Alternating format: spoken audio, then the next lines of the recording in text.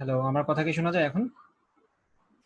জি ভাই, শোনা যাইতেছে। আচ্ছা, আচ্ছা, ঠিক আছে। তো ভাই, ব্যাকগ্রাউন্ড পিকচারটা একটু পাল্টান ভাই। কেন ভাই, তোমার কি জেলাস লাগে দেখতে? কি ভাই, ঘরে কেন? থাকতে থাকতে এখন আর ভালো লাগতেছে না, আরো এই এ সিনারি দেখলে তো এ এই এইটাই তো মজা। এখন কি পাল্টানো যাবে? এখন মনে হয় পাল্টানো যাবে না। আমি এখন তো অপশন পাচ্ছি না পাল্টানোর। পরের ক্লাসে ইনশাআল্লাহ পাল্টাই নিয়ে আসবো। সমস্যা নাই। ইনশাআল্লাহ। একটু পরে তো আমার পড়া দেখবা না। আমার আমার স্ক্রিন দেখবা, আমার চেহারা দেখবা না। তো সমস্যা হবে না আশা করি। যাই হোক, তো আজকে হচ্ছে আমাদের গাউসেস ল এর সেকেন্ড পার্ট নাকি? আজকে হচ্ছে গাউসের ল এর সেকেন্ড পার্ট। তো গতদিন কতটুকু দেখেছিলাম আমরা, মনে আছে তোমাদের? ভাই, গত ক্লাসে একটু রিভিউ দিলে ভালো হয়। গত ক্লাসের রিভিউ দিব? আচ্ছা, রিভিউ দিব, সমস্যা নাই। আহ, আরো মানুষজন চলে আসুক, অনেকে তো আসার বাকি আছে এখনো মনে হচ্ছে। আশরাফুল আসে নাই এখনো। আম, হুম, আশরাফুল আসুক।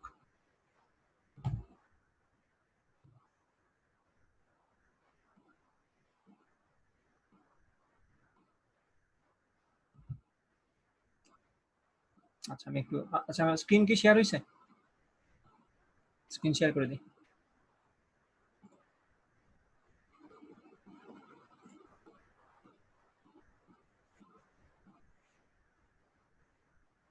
আমার স্ক্রিন কি দেখা যাচ্ছে এখন?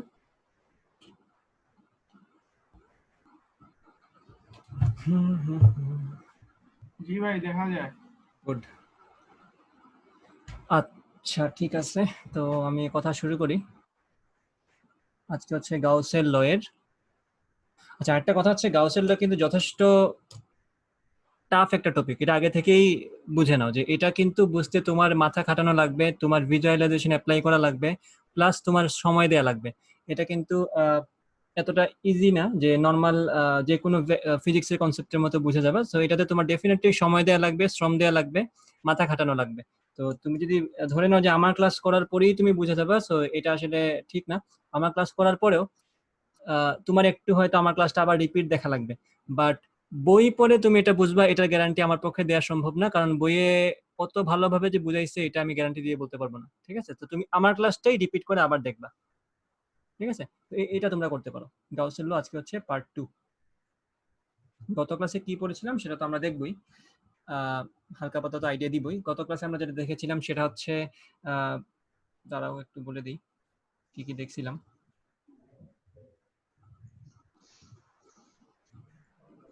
ওকে,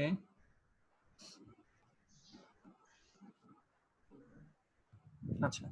তো গত ক্লাসে আমরা ফ্লাক্স এবং ফ্লাক্স ঘনত্ব নিয়ে কথা বলেছিলাম, এবং বলেছিলাম যে ফ্লাক্সের সূত্র হচ্ছে আমাদের এরকম: flux equals E dot A, যেখানে এ হচ্ছে আমাদের ফ্লাক্স ঘনত্ব, আর এ হচ্ছে যে তল দিয়ে আমার ইলেকট্রিক ফিল্ড যাচ্ছে সেটার ক্ষেত্রফল।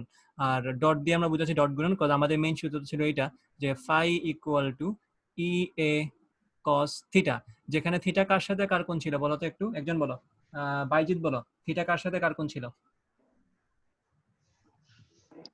তলের সাথে দিকের গুণ ভাই। না, তলের সাথে দিকের কোণ দিকের ছিল। সরি সরি ভাই। কি বলে ভাই? মানে কোনো একটা মানে বলরেখা যেদিকে যায়, হ্যাঁ, মানে হ্যাঁ, ওইটার সাপেক্ষে মানে তলের যে কোণটা উৎপন্ন ওইটা আর কি। মানে তলের দিকের সাথে ওই ফিল্ডের হ্যাঁ, অ্যাঙ্গেলটা, তাই তো? জি জি ভাই। তুমি এক ওয়ার্ড রে দুই ওয়ার্ড বানায় মিয়া কোণ দিয়ে ফেলছো, এটাতে কেমন কথা? যাই হোক, সমস্যা নাই। এই হচ্ছে আমাদের মনে করে ফিল্ডটা, এটা হচ্ছে আমাদের ইলেকট্রিক ফিল্ড, এবং এই ইলেকট্রিক ফিল্ডটা, এই যে তলটা আছে, এই তলের সাথে আহ তলের দিকের সাথে যে কোণটা উৎপন্ন করে সেটা হচ্ছে আমাদের সূত্রের মধ্যে যে থিটা, সেটা হচ্ছে এই থিটাটা। এই থিটা আর এই থিটা সেম কথা। ওকে, এটা কিন্তু কখনোই তলের সাথে কোণ না। পরীক্ষায় যদি তলের সাথে কোণ দিয়ে দেয়, তোমার এটাকে জোর করে তলের দিকের সাথে কোণ বের করা লাগবে কিভাবে, 90 ডিগ্রি থেকে থিটা বাদ দিয়ে তারপরে বলা লাগবে যে this is hour angle with the direction of the surface. ঠিক আছে, তলের দিকের সাথে কোণ এটা। আচ্ছা, এটা হচ্ছে আমাদের মাথায় রাখা লাগবে। ওকে, গ্রেট। আচ্ছা, তো এইসব হাবিজাবি আমরা পড়েছিলাম। পরবর্তীতে আমরা এটাও দেখেছিলাম যে আহ, অসীম দৈর্ঘ্যের অসীম দৈর্ঘ্যের চার্জিত চার্জিত দণ্ড ছিল আমাদের। অসীম দৈর্ঘ্যের একটা চার্জিত দণ্ড ছিল। তো সেই দণ্ডের নিকটে কোনো একটি পয়েন্টে প্রাবল্যের মান কি হবে সেটা আমরা বের করতে চাচ্ছিলাম। তো এখানে আমরা বললাম যে এই পয়েন্টটা মনে করো, এটা এই লাল রঙের পয়েন্টটা, তো সাপোজ আমাদের এই লাল রঙের পয়েন্টটা অসীম দৈর্ঘ্যের পাতের থেকে আর পরিমাণ দূরত্বে আছে।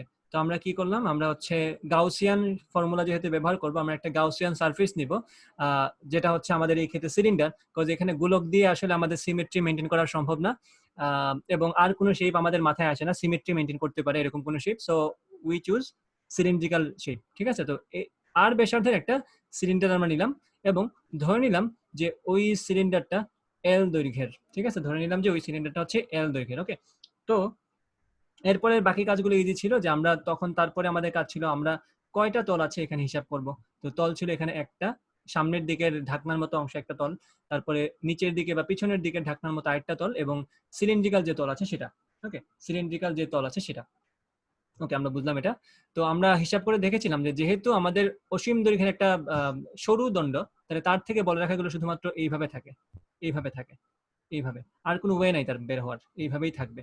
তো দেখা যায় যে সিলিন্ড্রিক্যাল যে পোর্শনটা, এই যে গোলাকার যে অংশটা, এই যে গোলাকার যে অংশটা, এইরকম যে অংশটা আছে, সেই অংশের সাথে বলরেখার অ্যাঙ্গেল হচ্ছে 0 ডিগ্রি। কিভাবে? কারণ আমরা তো ক্ষুদ্র ক্ষুদ্র তল নিয়ে কথা বলি। ঠিক আছে, আমরা তো ক্ষুদ্র ক্ষুদ্র তল নিয়ে কথা বলি, তাহলে আমরা যে ছোট একটা অংশ নিচ্ছি, এটার ডিরেকশন তো অবশ্যই তল থেকে লম্বাভাবে বাইরের দিকে, এবং আমাদের বলরেখার ডিরেকশন তো একই দিকে। সো ইন দ্যাট কেস আমাদের এ বা তলের দিক এবং ই এর দিক একই দিকে হয়, তো তাদের মধ্যবর্তী কোণ যেহেতু 0 ডিগ্রি, দেন কার বাসা থেকে আওয়াজ আসে? নিজেকে মিউট করো। ঢোকার পরেই তোমাদের ফরজ কাজ হচ্ছে নিজেকে মিউট করে ফেলা। যখন কথা বলতে বলবো তখন কথা বলবো, বা যদি কোয়েশ্চেন করতে চাও কোয়েশ্চেন করবো। ঠিক আছে, আচ্ছা। তো তো এই হচ্ছে আমাদের তলের দিক এবং এটা হচ্ছে ইলেকট্রিক ফিল্ড। তো যেহেতু এই দুটো মধ্যবর্তী কোণ 0 ডিগ্রি, তো আমরা শুধুমাত্র দেখলাম যে আমাদের সারফেস 3 নাম্বার যে সারফেসটা বা আমাদের যে সিলিন্ড্রিক্যাল যে সারফেসটা, সেটা শুধুমাত্র ইলেকট্রিক ফিল্ডের সাথে 0 ডিগ্রি অ্যাঙ্গেল তৈরি করে, তার যে ক্ষুদ্র ক্ষুদ্র অংশ। অন দ্য কন্ট্রারি 1 এবং 2 যে সারফেসটা আছে, সেটার সাথে আমাদের ইলেকট্রিক ফিল্ডের অ্যাঙ্গেলটা 90 ডিগ্রি হয়ে যায়। কিভাবে দেখো, এটা হচ্ছে এইভাবে অথবা এইভাবে, কিন্তু এখানে 1 নাম্বার তলের যে কোনো একটা অংশের দিক এটা হচ্ছে বাইরের দিকে। তুমি যদি ক্ষুদ্র একটা ডিএ নাও, বাইরের দিকে থাকবে, ওই দিকে যাও বাইরের দিকে, তাহলে এইটার সাথে এটার কোণ তো 90 ডিগ্রি। 90 ডিগ্রি যদি আসে, আমাদের cos থিটাতে 90 ডিগ্রি বসলে তো আনসার 0 আসবে। তো cos 90 সমান যেহেতু 0, তাহলে তল 1 অথবা সারফেস 1 এবং সারফেস 2 এর জন্য আমাদের ইলেকট্রিক ফিল্ড অথবা ইলেকট্রিক ফ্লাক্স 0 আসবে। ইলেকট্রিক ফ্লাক্স 0 আসবে কেন? কজ ই এ cos 90 ডিগ্রি। আচ্ছা, তা আমাদের হাতে পড়ে থাকে শুধুমাত্র কোনটা? শুধু পড়ে থাকে 3 নাম্বার তলটা। তা আমাদের গাউসের সূত্র থেকে পাওয়া যে ফর্মুলাটা ছিল সেটা হচ্ছে ফ্লাক্সের পরিমাণ ইকুয়াল টু চার্জ এনক্লোজড। মনে আছে তো? গাউসিয়ান তল দ্বারা আমরা যে পরিমাণ চার্জকে আবদ্ধ করি সেই চার্জটা, তাহলে Q enclosed divided by epsilon naught, যেটা আমরা গত ক্লাসে প্রমাণ করেছিলাম। এবং আমার গত ক্লাসের ভিডিওটা কিন্তু অলরেডি ইউটিউবে আপলোড করা আছে প্রাইভেট করে, যাদের দরকার তারা আমাকে মেসেজ করবে, আমি মেইল আইডিতে শেয়ার করে দিব, দেখতে পারবা, রিপিট দেখতে পারবা। Okay, so Q enclosed divided by epsilon naught, তো এটার সমান at the same time equal to close integral of E dot dA. এটা সমান আছে ই ডট ডিএ। আচ্ছা, তো শুধুমাত্র সারফেস 3 এর জন্য গত ক্লাসে কিন্তু আমি 3টা সারফেসের জন্য লিখেছিলাম, যে সারফেস 1 এর জন্য প্লাস সারফেস 2 এর জন্য প্লাস সারফেস 3 এর জন্য। বাট এখানে তো আমি আগে থেকে দেখাই দিলাম যে সারফেস 1 এর জন্য এবং সারফেস 3 এর জন্য, 2 এর জন্য আমাদের কোনো ফ্লাক্স নাই, কারণ এদের সাথে ইলেকট্রিক ফিল্ডের অ্যাঙ্গেলটা 90 ডিগ্রি হয়ে যায়। তাহলে আমাদের হাতে থাকে শুধুমাত্র সারফেস 3 এর জন্য, তো আমি সারফেস 3টাই শুধু লিখবো এখানে। এবং খেয়াল করো, এই যে এইটা কিন্তু কনস্ট্যান্ট থাকবে। কেন? কারণ আমরা তো এই সরু দণ্ডটাকে সিলিন্ডারের এক্সিস বরাবর রাখছি বা অক্ষ বরাবর রেখেছি। সো অক্ষ বরাবর যেহেতু রেখেছি, তো অক্ষ থেকে তো সিলিন্ড্রিক্যাল পোর্শনের প্রত্যেকটা অংশের দূরত্ব সেম হবে। এই যদি আমার একটা সিলিন্ডার হয়, ধরো সিলিন্ডার কই পাবো, সিলিন্ডার তো আর, হ্যাঁ সিলিন্ডার মনে করি এই যে একটা সিলিন্ডার, আমি যদি অক্ষ বলি এটাকে, এই যে এটাকে যদি আমি অক্ষ বলি, অক্ষ থেকে সিলিন্ডারের প্রত্যেকটা অংশের দূরত্ব সেম দূরত্বে থাকবে। সো প্রত্যেকটা অংশের ইলেকট্রিক ফিল্ডের পরিমাণ সেম হবে। আমরা ধরতে পারি ই এর মানটা কনস্ট্যান্ট। তাহলে আমরা এখানে জাস্ট বসাই দিব, ই তো আর থাকবে হিসাব মতো, ই দিয়ে কস কত ডিগ্রি, এখানে 0 ডিগ্রি, আর না বসালাম এখানে। তো এটা যেহেতু কনস্ট্যান্ট, ধ্রুবক হিসেবে বাইরে আসবে, ক্লোজড ইন্টিগ্রাল অফ ডিএ। তাহলে 3 নাম্বার যে সারফেসটা, এই সারফেসের ক্ষেত্রফল কত মনে আছে? গত ক্লাসে কিন্তু এটা নিয়ে কথা বলেছিলাম। দাঁড়া আমি একজনকে জিজ্ঞেস করি। রনিত, রনিত বলো, 3 নাম্বার সারফেসের ক্ষেত্রফলটা বলো কি হবে?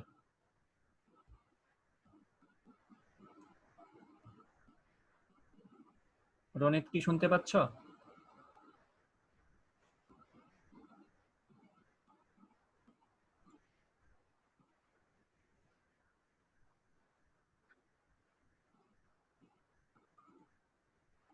তাহলে আর কাউকে জিজ্ঞেস করি, কাকে বলা যায়?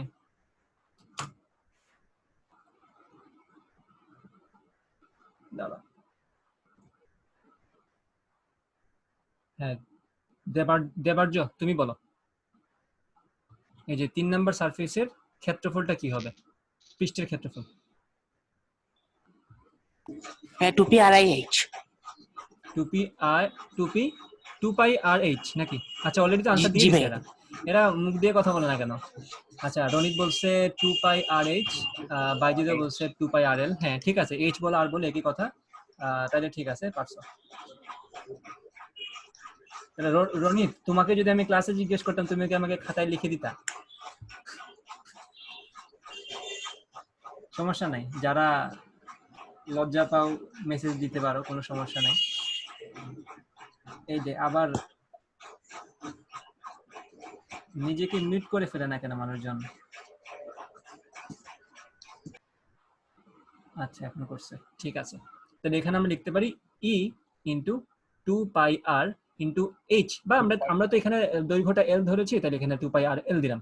আচ্ছা, তো এই হচ্ছে আমাদের ইলেকট্রিক ফিল্ড ই পাই আর এল, এবং এটা হচ্ছে Q enclose divided by epsilon naught. উদ্দেশ্য তো থাকে ইলেকট্রিক ফিল্ড বের করা, তো ই সমান এখান থেকে লেখা যায় ই সমান এখান থেকে ইগুই বাই জমিলা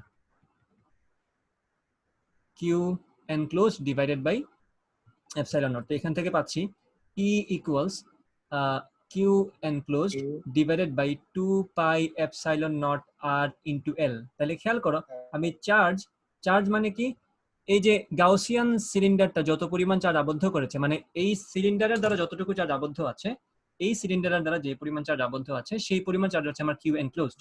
তাহলে এই কিউ এনক্লোজড কে আমি যদি দৈর্ঘ্য দ্বারা ভাগ করে দিই, তাহলে আমি কি পেয়ে যাব, এই সরুদণ্ডের একক দৈর্ঘ্যে কি পরিমাণ চার্জ আছে। ঠিক আছে, আমি যদি একটা জায়গায় থাকা চার্জকে ওইটার দৈর্ঘ্য দিয়ে ভাগ করে দিই, বিকজ এখানে তো কিন্তু আমার কোনো ডাইমেনশন নেই।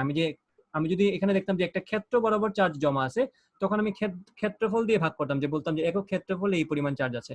যেহেতু এখানে আমার একটা ডাইমেনশনই একটা দৈর্ঘ্য বরাবর, তাহলে আমি দৈর্ঘ্য দিয়ে ভাগ করে দিব, আমি একক দৈর্ঘ্যে চার্জ পেয়ে যাব। এখানে তো একক ক্ষেত্রফলে চার্জের কোনো লজিক নেই, বিকজ এখানে ক্ষেত্রফলই নেই, এখানে শুধুমাত্র ডাইমেনশন একটা। তো Q enclose divided by L আমরা পেয়ে যাচ্ছি এখানে ল্যামডা বা একক দৈর্ঘ্যে চার্জের পরিমাণ। আচ্ছা, lambda divided by 2 pi epsilon naught. ঠিক আছে, আর তো আছেই, আর হচ্ছে কতটুকু দূরত্বে আমি চাচ্ছি ইলেকট্রিক ফিল্ডের পরিমাণ। তো এটাই হচ্ছে আমাদের আনসার। আর এটা পরীক্ষায় আসবে এইভাবে যে ল্যামডা তোমাকে বলে দিবে, বা চার্জ ঘনত্ব তোমাকে বলে দেওয়া হবে। চার্জ ঘনত্ব তোমাকে পরীক্ষায় বলে দিবে, তোমাকে জাস্ট বলবে যে অসীম দৈর্ঘ্যের একটা তারের নিকটে কোনো একটি পয়েন্টে প্রাবল্য নির্ণয় করো। ওকে, চার্জের পরিমাণ তোমাকে কখনোই বলা সম্ভব না, কারণ একটা অসীম দৈর্ঘ্যের তারে কি পরিমাণ চার্জ আছে সেটা আমরা জানি না। ওকে, সো দ্যাটস ইট। এটা হচ্ছে আমাদের কে একটু, হ্যাঁ তাসিন বলো। হ্যাঁ, ওই কিউ এনক্লোজ দিয়ে কি চার্জ ঘনত্ব বোঝাচ্ছে? না, কিউ এনক্লোজ দিয়ে চার্জ ঘনত্ব বোঝাচ্ছে না। কিউ এনক্লোজ দিয়ে আমরা বোঝাচ্ছি যে আমি যে গাউসিয়ান সারফেস ধরেছি, ওই গাউসিয়ান সারফেস দ্বারা কি পরিমাণ চার্জ আমি আবদ্ধ করেছি। খেয়াল করো, আমাদের এই যে লম্বা একটা চার্জিত দণ্ড আছে না, এই দণ্ডটার সমস্ত চার্জকে কি আমি আবদ্ধ করেছি সিলিন্ডার দ্বারা? তুমি বলো। জি না। তাহলে হচ্ছে আমি এই গাউসিয়ান সারফেস দ্বারা যে পরিমাণ চার্জকে আবদ্ধ করেছি সেটাই হচ্ছে আমাদের কিউ এন মানে হচ্ছে কিউ এনক্লোজড। আমি কতটুকু চার্জকে এনক্লোজ করেছি বা আবদ্ধ করেছি। কারণ আমাদের হিসাবটাই তো কতদিন পড়েছিলাম আমরা, যে আমি যতটুকু চার্জকে আবদ্ধ করব ততটুকুর জন্য আমি ফ্লাক্স পাবো। এটা কি পড়েছিলাম আমরা কতদিন? চার্জ যদি আমাদের বাইরে থাকে আবদ্ধ ক্ষেত্রে, সেটার জন্য কিন্তু আমি কোনো রিজাল্টেন্ট ফ্লাক্স পাই না। যতটুকু আমি আবদ্ধ করতে পারি ততটুকুর জন্য আমি ফ্লাক্স পাই। তো দ্যাটস ইট। এই তো এই এনক্লোজ, কিউ এনক্লোজ মানে হচ্ছে কতটুকু চার্জকে আমি আবদ্ধ করেছি। আর এই আবদ্ধ চার্জকে আমি যখন দৈর্ঘ্য দ্বারা ভাগ করে দিচ্ছি, আমি কতটুকু দৈর্ঘ্যের সিলিন্ডার নিয়েছিলাম, এল দৈর্ঘ্যের, তাহলে চার্জকে যখন আমি এল দিয়ে ভাগ করছি তখন আমি চার্জ ঘনত্বটা পেয়ে যাচ্ছি। আর চার্জ ঘনত্বটা কিন্তু এল দৈর্ঘ্যের জন্য যা, পুরা দণ্ডের জন্য তা, কারণ ঘনত্ব তো সুষমভাবে বণ্টিত। আমার তো অসীম দৈর্ঘ্যের যে দণ্ডটা আছে তার মধ্যে চার্জটা সুষমভাবে বণ্টিত। তাইলে এতটুকুর মধ্যে চার্জ ঘনত্ব যা, এতটুকুর মধ্যে চার্জ ঘনত্ব তাই হবে। আবার পুরা দণ্ডের জন্য চার্জ ঘনত্ব তাই হবে, কারণ আমরা ধরে নিচ্ছি আমাদের চার্জগুলো ইউনিফর্মলি ডিস্ট্রিবিউটেড অথবা সুষমভাবে বণ্টিত। আমি আশা করি বুঝতে পারছো হিসাবটা। জি ভাই, মানে ল্যামডা দিয়ে কি একক ক্ষেত্রফলে একক না ক্ষেত্রফল না, দৈর্ঘ্য। আমাদের এখানে তো আমাদের এই যে দণ্ডটা তো আর ক্ষেত্রফলের জিনিস না, এটা তো দৈর্ঘ্যের জিনিস, একটাই তো ডাইমেনশন তার তো শুধুমাত্র দৈর্ঘ্য আছে, বুঝা গেছে? জি বুঝছি। যখন আমাদের অবজেক্টটা থাকবে 2 ডাইমেনশনাল তখন আমরা একক ক্ষেত্রফল নিয়ে কাজ করব, যখন আমাদের অবজেক্ট হচ্ছে 1 ডাইমেনশনাল তখন আমরা দৈর্ঘ্য নিয়ে কাজ করব, যখন আমাদের অবজেক্ট থাকবে 3 ডাইমেনশনাল তখন আমরা আয়তন নিয়ে কাজ করব। আস্তে আস্তে আমরা তিনটাই দেখব, সামনে পাবা, ঠিক আছে? ওকে, যারা বুঝতে পারছো ধন্যবাদ। এটা ছিল আমাদের গত ক্লাসের পড়া, তো আমি একটু হালকা রিভিউ দিলাম। এখন আমরা 2 ডাইমেনশনে চলে যাব। Okay, now we will move on to our 2 dimensional case. 2 dimensional case হচ্ছে একটি অসীম বিস্তৃতির আয়তাকার পাতের নিকটে কোনো পয়েন্টে প্রাবল্য নির্ণয় করতে হবে আমাদের। ওকে, আচ্ছা ওয়েট, আচ্ছা একটু এখন লিখে দিই এখানে যে অসীম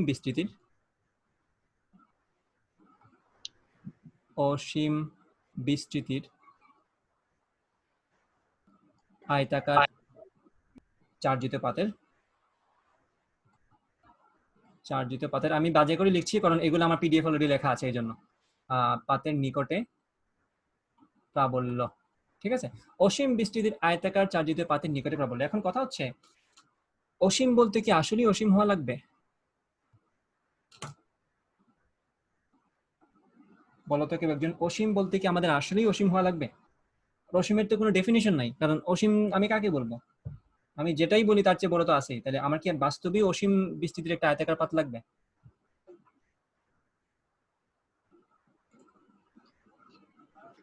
কেউ কি আনসার করবে এটা?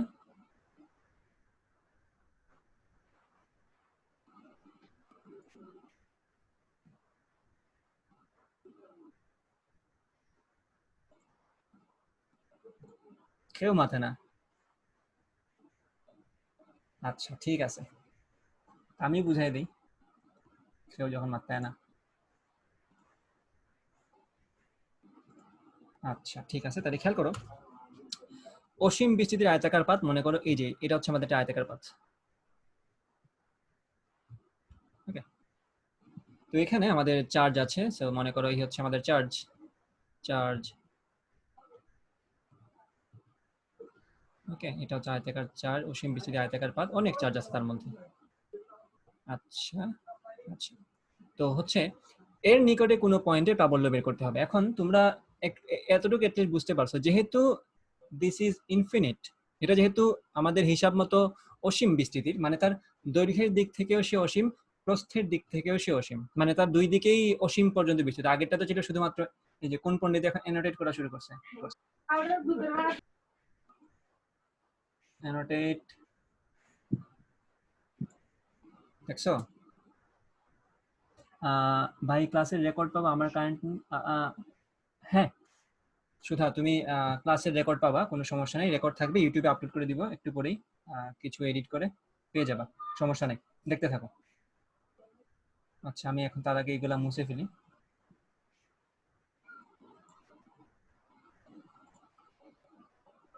এইসব না করলে হয় না তোমাদের প্রত্যেকদিন, স্ক্রিন পাইলে একবার টান দেয়া লাগে তার।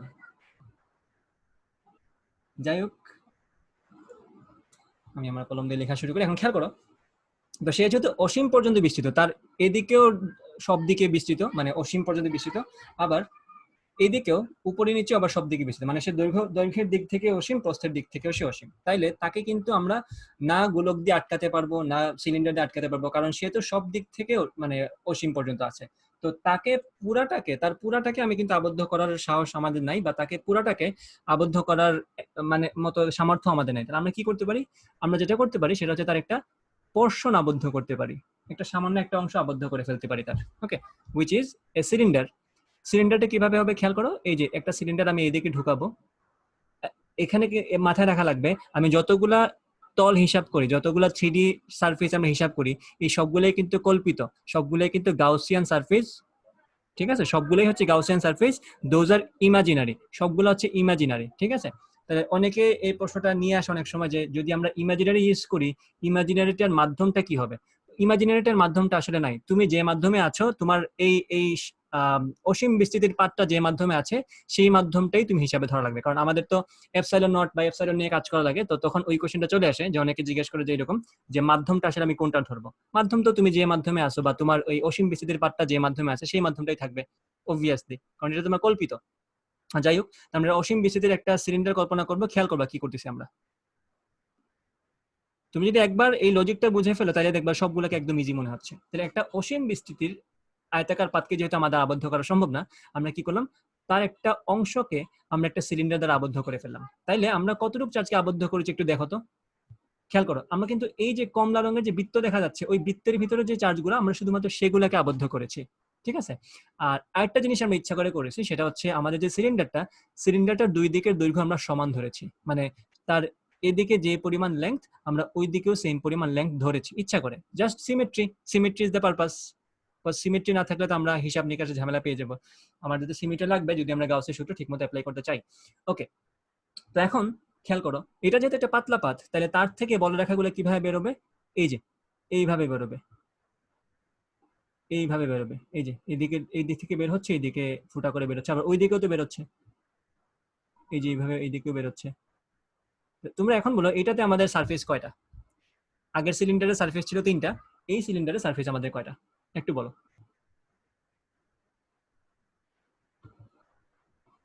চেটে বলতে পারো অথবা আচ্ছা, একজন এখনো মিউট হয় নাই। মিউট হয় নাই না, এখন সবাই মিউট আছে। Everyone is mute. আচ্ছা, সামিয়া বলছে 3।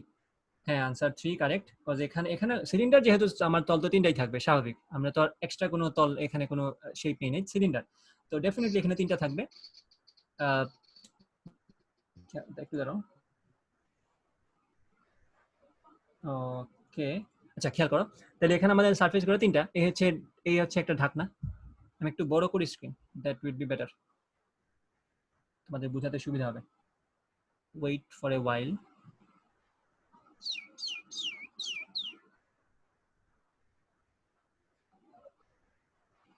আচ্ছা ঠিক আছে, এই যে আমাদের সারফেস 1, সাপোজ এটাকে বললাম এই ঢাকনাকে বললাম সারফেস 2, এবং এই সিলিন্ড্রিক্যাল পোর্শনটা, যে গোলাকার যে অংশটা, এরকম যে গোলাকার অংশটা, সেটা হচ্ছে আমাদের সারফেস 3। তো সারফেস 1 এর জন্য চিন্তা করো তো, সারফেস 1 এর জন্য কি হবে, সেটা হচ্ছে এই যে আমরা যদি ক্ষুদ্র একটা এরিয়া ধরি ডিএ, এখানেও যদি আমি ক্ষুদ্র একটা এরিয়া ধরি ডিএ, তাহলে এখানে ডিএ এর দিক যেদিকে, ইলেকট্রিক ফিল্ডের দিকটা কিন্তু এক্স্যাক্টলি ওইদিকে। ডিএ এর দিক যেদিকে, ইলেকট্রিক ফিল্ডের দিকটা কিন্তু এক্স্যাক্টলি এইদিকে। তার মানে ই এবং ডিএ এর মধ্যবর্তী কোণ এখানে 0 ডিগ্রি।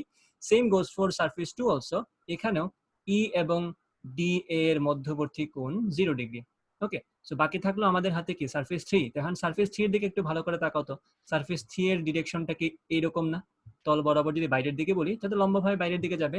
সো সারফেস 3 এর সাথে আমাদের ইলেকট্রিক ফিল্ডের যে লাইনগুলা, সেগুলোর কোণ কিন্তু তখন 90 ডিগ্রি হয়ে যায়। সো ইন দিস কেস আমাদের সারফেস 3টা কিন্তু এলিমিনেট হয়ে যায়। এক্ষেত্রে সারফেস 1 এবং সারফেস 2 টিকে থাকে এবং সারফেস 3টা বাদ পড়ে যায়। কিভাবে বাদ পড়ে সেটা তোমরা ভালো করে বুঝতেছো। কজের মামলায় সে ফেসে যায়, কজ 90 ডিগ্রি, আনসার 0 আসবে। So there is no flux in surface 3। শুধুমাত্র সারফেস 1 এবং সারফেস 2 দিয়ে আমাদের ফ্লাক্স যাবে। ওকে, তো আমরা এখানে দুইটা সারফেসের জন্য ফ্লাক্স পাচ্ছি, একটা হচ্ছে সারফেস 1, একটা হচ্ছে সারফেস 2। আচ্ছা, দ্যাটস ইট। তো আমরা এখন জাস্ট এক্স্যাক্টলি আগের কাজই করব, আর কোনো কাজ নেই। গাউসের সূত্র কিন্তু খুবই ইজি, যদি তুমি 3D শেপে ধরতে পারো কার মধ্য দিয়ে ফ্লাক্স যাবে, কার মধ্য দিয়ে ফ্লাক্স যাবে না, সেটা যদি তুমি ডিসাইড করে ফেলতে পারো অ্যানালাইসিস করে, দেন একদম ক্রিস্টাল ক্লিয়ার সবকিছু। সিগমা বা ফাই বা flux equals Q divided by epsilon naught. আমরা ধরে নিচ্ছি শূন্য মাধ্যমে আমাদের সবকিছু চলছে। কিউ বলতে কিউ এনক্লোজ, যতটুকু আজকে আমি আবদ্ধ করেছি। তো কিউ বলতে কিউ এনক্লোজ ধরবা, এটা তোমার জন্য ফরজ কাজ। তুমি এনক্লোজ লিখো অথবা না লিখো, তোমার ধরে নেওয়া লাগবে যে তুমি এখানে গাউসিয়ান তল দ্বারা আবদ্ধ চার্জের পরিমাণটাই এখানে কিউ বলছো। এটা তোমার এনক্লোজ লিখলেও মনে করা লাগবে, না লিখলেও মনে করা লাগবে। ওকে, সো কিউ এনক্লোজ আমি লিখে দিলাম। শুরু হয়ে গেছে তার মাখলামি।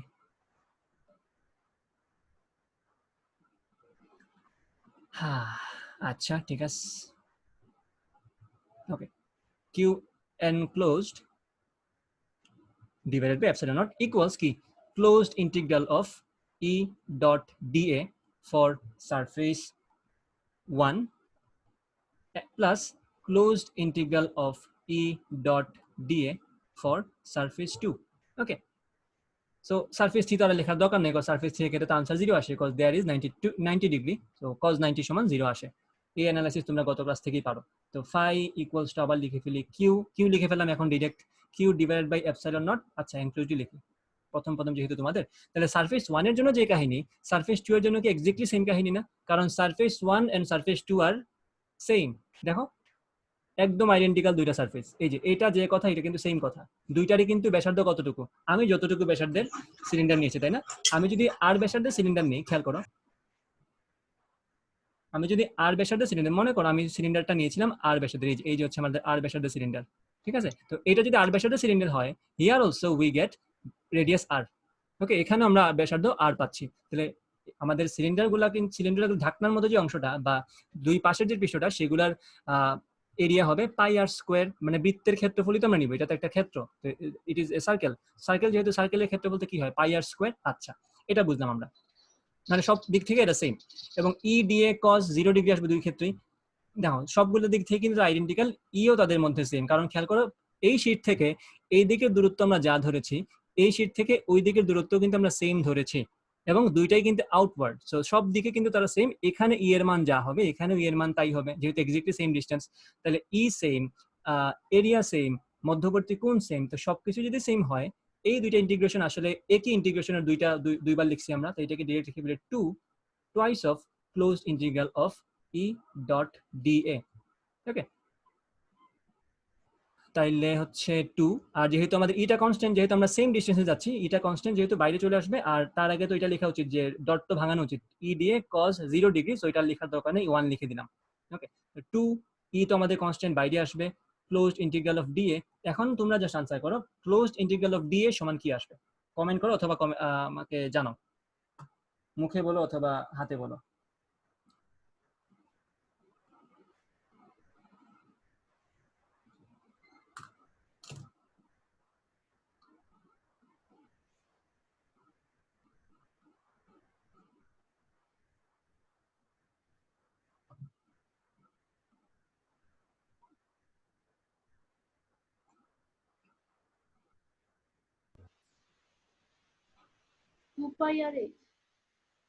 কে বলছো, নামটা একটু বলবা?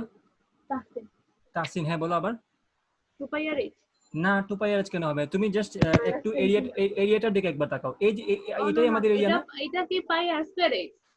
এইচ কেন নিয়ে আসো তুমি, এইচ কেন আসবে? পাই আর স্কয়ার শুধুমাত্র বৃত্তের ক্ষেত্রফল তো। আচ্ছা বাকি সবাই কি বুঝতে পারছো এটা যে বৃত্তের ক্ষেত্রফল? আমাদের সারফেসটা হচ্ছে শুধুমাত্র এটা, তো এটা যদি আমাদের সারফেস হয়, এটা তো একটা বৃত্ত, তো বৃত্তের ক্ষেত্রফল তো পাই আর স্কয়ারই হবে, ঠিক আছে? রনিদাস সূর্য কখন ঢুকছো ক্লাস একটু বলো তো, মাত্র ঢুকলা নাকি?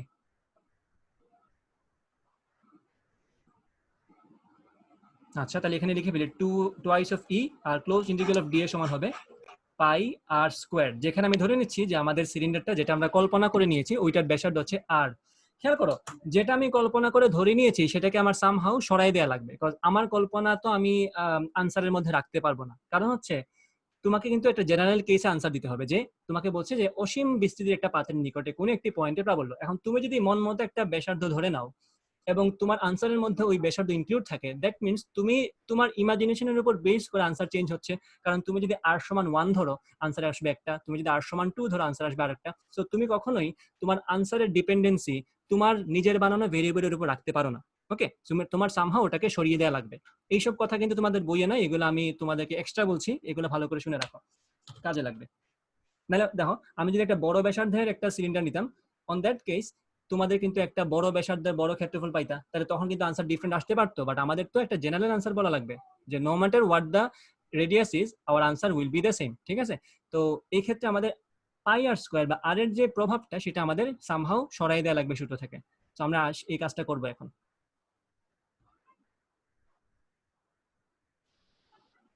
আচ্ছা ওকে, সো এখান থেকে লিখে ফেলে যে আমাদের তো দিন শেষে কাজটা একটাই, যে ই বের করা লাগবে, ইটা বের করবো আমরা এপসাইলন নট। তাহলে এই দুইটা যদি আমরা কম্পেয়ার করি, তো এখান থেকে আমাদের ই সমান লেখা যায় কিউ এনক্লোজড ডিভাইডেড বাই সবকিছু একদিকে নিয়ে আসো 2 পাই আর স্কোয়ার্ড এপসাইলন নট, সব তো নিয়ে আসছি না, 2 পাই আর স্কোয়ার, হ্যাঁ সবকিছু নিয়ে আসছি। এখন দেখো আমি যদি কিউ এনক্লোজডকে বা যতটুকু চার্জকে আমি আবদ্ধ করেছি, আমি কি এতটুকু চার্জকে আবদ্ধ করেছি না? আচ্ছা আমি বড় যে সিলিন্ডারটা নিয়েছিলাম ওইটা ভুলে যাও, ওইটার কথা ভুলে যাও, ওইটা নাই, ওইটা কোনো অস্তিত্ব নাই আমাদের কাছে, ওইটা ভুলে যাও।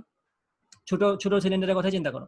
তো আমরা এই যে এতটুক একটা সিলিন্ডার নিয়েছিলাম, ছোট মোটো একটা সিলিন্ডার নিয়েছিলাম, এই সিলিন্ডারটা কতটুক চার্জকে আবদ্ধ করেছে বলতো? আমি মার্কার দিয়ে করে দিচ্ছি এটা। আমরা কিন্তু জাস্ট এতটুকু পরিমাণ চার্জকে আবদ্ধ করেছিলাম, ঠিক আছে? আমরা শুধুমাত্র এতটুকু চার্জকে যে আবদ্ধ করেছি, ওই চার্জটা হচ্ছে আমাদের কিউ এনক্লোজড, কারণ আমাদের গাউসিয়ান সারফেস দ্বারা আমরা এই সবুজ কালারে হাইলাইট করা চার্জকে আমরা আবদ্ধ করেছি। সো এটা হচ্ছে আমাদের কিউ এনক্লোজডটা। সেম সেম কাহিনী এখানে। তাহলে এই চার্জকে আমরা যদি এটার ক্ষেত্রফল দিয়ে ভাগ করি, কারণ দেখো এখানে ক্ষেত্রফল যা, আমাদের দুই পাশের পৃষ্ঠের ক্ষেত্রফল যা, এখানে কিন্তু ক্ষেত্রফল সেম, একই তো ক্ষেত্রফল। তাহলে আমি যদি এই চার্জকে এই ক্ষেত্রফল দিয়ে ভাগ করি, আমি কি এই আয়তাকার পাতের একক ক্ষেত্রফলে চার্জের পরিমাণটা পেয়ে যাব না? আমি আশা করি তোমরা লজিকটা বুঝতে পেরেছো। আমি যদি চার্জকে তার ক্ষেত্রফল দ্বারা ভাগ করে দিই, ইগোর মাথার ডিস্টার্ব, ওকে হয়ে গেছে। আমি যদি চার্জকে তার ক্ষেত্রফল দিয়ে ভাগ করে দিই, তাহলে আমি কিন্তু টোটাল আমাদের যে শীট আছে বা আয়তাকার পাত আছে, তার জন্য আমরা একক ক্ষেত্রফলে চার্জের পরিমাণটা পেয়ে যাব। So that is a constant, কারণ আমরা ধরে নিচ্ছি আমাদের অসীম বিস্তৃতির পাতটা সুষমভাবে বন্টিত চার্জ দ্বারা গঠিত, ঠিক আছে? তাহলে আমি একটা ক্ষুদ্র পোর্শনের চার্জকে ওই অংশের ক্ষেত্রফল দ্বারা ভাগ করলে একক ক্ষেত্রফলে চার্জের পরিমাণ যা পাবো, টোটাল পাতের জন্য একক ক্ষেত্রফলে চার্জের পরিমাণ তাই পাবো। সেম গোস ফর পৃথিবীর ঘনত্ব অলসো, আর্থস ডেনসিটি। দেখো আমি যদি পুরো পৃথিবীর জন্য পুরো পৃথিবীর ভরকে যদি তার আয়তন দিয়ে ভাগ দেই, আমি যে একক আয়তনে যে ভরের পরিমাণ পাবো, আমি যদি পৃথিবীর একটা ছোট অংশ নিয়ে ওই অংশের ভরকে ওই অংশের আয়তন দ্বারা ভাগ করি, আমি কিন্তু সেম ঘনত্বই পাবো। That is the case with this also. Okay, তাহলে আমি এখানে আবদ্ধকৃত চার্জকে তার ক্ষেত্রফল দ্বারা ভাগ করলাম, মানে সে যতটুকু ক্ষেত্র যদি আছে তার ক্ষেত্রফল দিয়ে ভাগ করলাম, তা আমরা এখান থেকে পাবো sigma. That is our charge ঘনত্ব। ওকে, সিগমা বা চার্জ ডেনসিটি। তো এই যে Q enclosed divided by pi R স্কোয়ারকে আমরা লিখবো সিগমা, আর বাকি তো আমাদের আছে 2 epsilon naught. Okay, E is equal to sigma divided by 2 epsilon naught. কারো কোনো কোয়েশ্চেন থাকলে এই জিনিসটা নিয়ে একটু কোয়েশ্চেন আস্ক করতে পারো। এই হচ্ছে আমাদের সূত্র, এবং এই সূত্র খুবই, হ্যাঁ বলো বলো। ভাই সিগমা দিয়ে কি একক ক্ষেত্রফলের চার্জের পরিমাণটা বোঝাচ্ছে? একক ক্ষেত্রফল চার্জের পরিমাণ বোঝাচ্ছে। এখন এই জিনিসটা তোমাদের ক্লিয়ার করে রাখি, কনভেনশনালি ল্যামডা দ্বারা আমরা বুঝবো একক দৈর্ঘ্যে চার্জ, ঠিক আছে? ল্যামডা দ্বারা আমরা বুঝবো একক দৈর্ঘ্যে চার্জ কেন হওয়া লাগবে, it can be mass also. Lambda দ্বারা আমরা নর্মালি একক দৈর্ঘ্যে বুঝি, সিগমা দ্বারা আমরা নর্মালি একক ক্ষেত্রফল বুঝি। এখন তোমরা বুঝতেছো রো দ্বারা আমরা কি বুঝি, ওটা আমরা বুঝি একক আয়তনে। সো একক আয়তনের কনসেপ্টটা আমাদের আরেকটু সামনে আসবে। সো এই যে প্রমাণটা আমরা করলাম, E equals sigma divided by 2 epsilon naught, এই প্রমাণে কারো কোনো প্রবলেম আছে কিনা?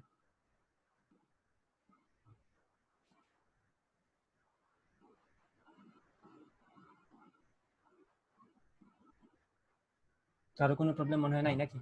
বা চ্যাটে আমাকে আনসার করতে পারো, প্রাইভেট মেসেজ দিতে পারো চাইলে। মেহরুমা পাই আর স্কয়ার, হ্যাঁ আনসার তো হয়েছিল। শাবাবা কখন আনসার দিয়েছিল আমি কখন দেখছি। ঠিক আছে, আনসার ঠিক আছে তোমার, গুড। ওকে, সো এখন তাহলে আমি ধরে নিচ্ছি কারো কোনো প্রবলেম নেই এটাতে, সিগমা ডিভাইডেড বাই 2 এপসাইলন। এখন খেয়াল করো আমাদের যে আনসারটা আসছে, মাত্র আমি একটু আগে যে জ্ঞানের কথা বলছিলাম, যে আমরা যে জিনিসটা ইমাজিন করে নিব, ওই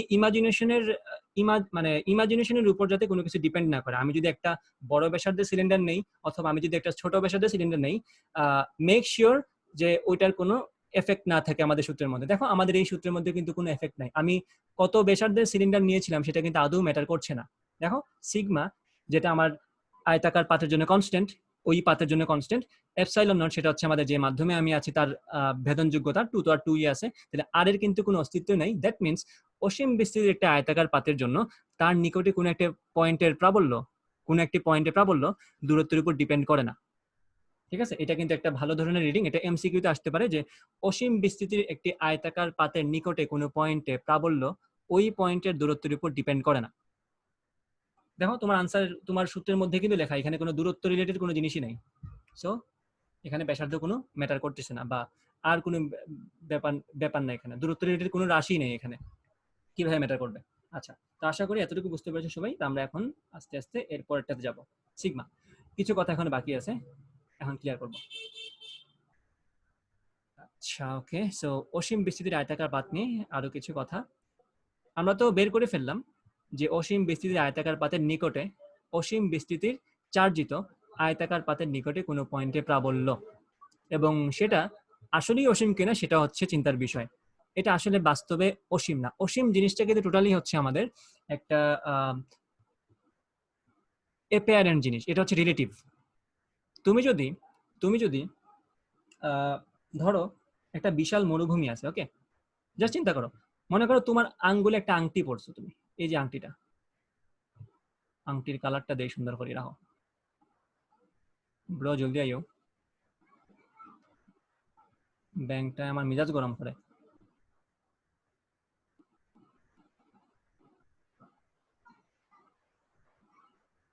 আর আংটি বানানো হয়েছে না আমার,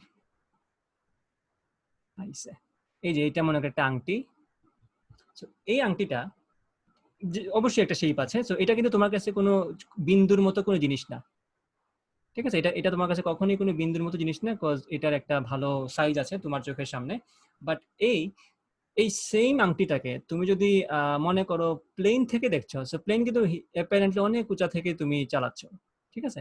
তুমি যদি প্লেন থেকে এই আংটিটাকে দেখো, প্লেন লাগবে না ভাই। তুমি মনে করো 1 মিটার বা 3-4 মিটার 5 মিটার 10 মিটার দূর থেকে যদি আংটিটাকে দেখো, তখন কিন্তু এই আংটি তোমার কাছে বিন্দু মনে হবে, ঠিক আছে? আচ্ছা, একজন একটু মেসেজ দিয়েছে, আমার দেখি একটু।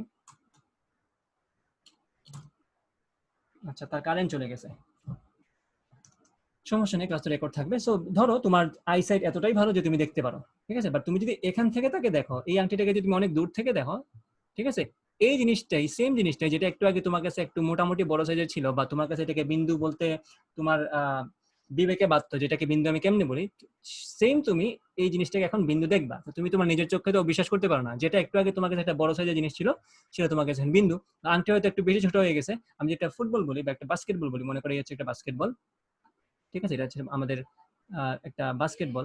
সো এটা হচ্ছে বাস্কেটবল একটা। সো এই বাস্কেটবলের কিন্তু যথেষ্ট বড় একটা সাইজ আছে, বাট সেম বাস্কেটবল তুমি যদি একটা ব্রিজের উপর থেকে নিচে দেখো, তাহলে it will look like a point. এটাকে একটা বাস্তবেই তুমি একটা পয়েন্ট হিসেবে দেখবা তাকে।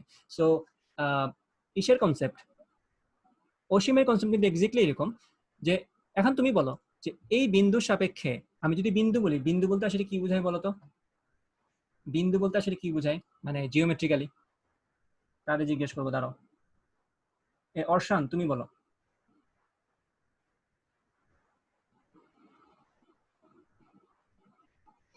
বিন্দু বলতে জিওমেট্রিক্যালি কি বোঝায়? জি ভাই। হ্যাঁ, বিন্দু বলতে কি বোঝায় একটু বলো। পয়েন্ট। পয়েন্ট বিন্দুই তো। এইটা এক্স্যাক্টলি, এটাই তো। এটাকে আসলে প্রকাশ করা যায় না, এটা এতটাই ছোট যে এটাকে কেমনে প্রকাশ করবো? মানে জিওমেট্রিক্যালি হিসাবটা হচ্ছে এরকম, যে যার দৈর্ঘ্য প্রস্থ উচ্চতা কিছুই নাই সে হচ্ছে বিন্দু, মানে তার কিছুই নাই। যার কিছুই নাই তার সাপেক্ষে বাকি সবাইকে অসীম না, বলতো? হ্যাঁ হ্যাঁ হ্যাঁ। এই তো লজিকটা বুঝতে পারছো। যার কিছুই নাই, যার কোনো ধরনের কোনো ডাইমেনশনে, যার কোনো পরিমাণ নাই, তো তার সাপেক্ষে তো সবাই অসীম মনে হবে। So that is the case.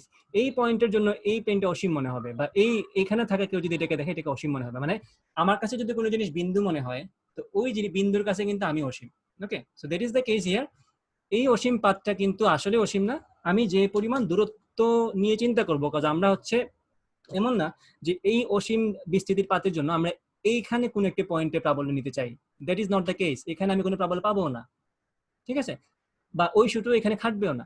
আমরা নিব হচ্ছে তার নিকটে কোনো একটা পয়েন্ট, মনে করো অনেক মিলিমিটার লেভেলের কোনো জিনিসে আমি তার দূরত্ব নিব। সো মিলিমিটার লেভেলের দূরত্বের জন্য এই পাথটা কিন্তু অসীম বিস্তৃতির। ওকে, বিকজ মিলিমিটার খুবই ছোট, বা মিলিমিটার না, ইভেন আরো কম হতে পারে, মিলিমিটার বা ন্যানোমিটার। ওই ডিস্টেন্স যদি হয়, ওই ডিস্টেন্সের সাথে কম্পেয়ার করলে এই দৈর্ঘ্য এবং প্রস্থ ইট লুকস লাইক ইনফিনিট।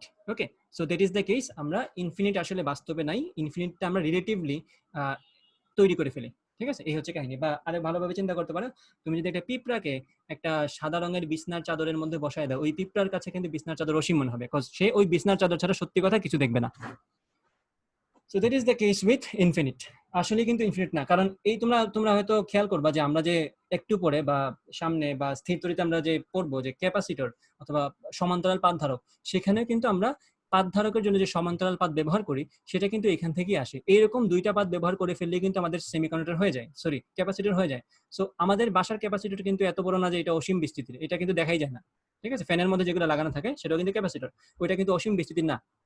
মানে কাহিনী হচ্ছে অসীম বিস্তৃতি বলতে বাস্তবে অসীম না, সেটা হচ্ছে কম্পারিজন, কার সাথে তুমি কম্পেয়ার করছো তার সাপেক্ষে। সো যেহেতু পাথ দুইটা খুবই কাছাকাছি থাকে, তাহলে ওই যে দূরত্ব তাদের মধ্যে, তাদের যে গ্যাপটা, ওই গ্যাপের তুলনায় আমাদের পাথটা অসীম বিস্তৃতির, that's why we call it infinite. আচ্ছা, অনেক কথা বললাম। আচ্ছা, সমস্যা নেই, কথা তো বলবোই। আমার মনে হচ্ছে র্যাম বাড়ানো লাগবে আমার।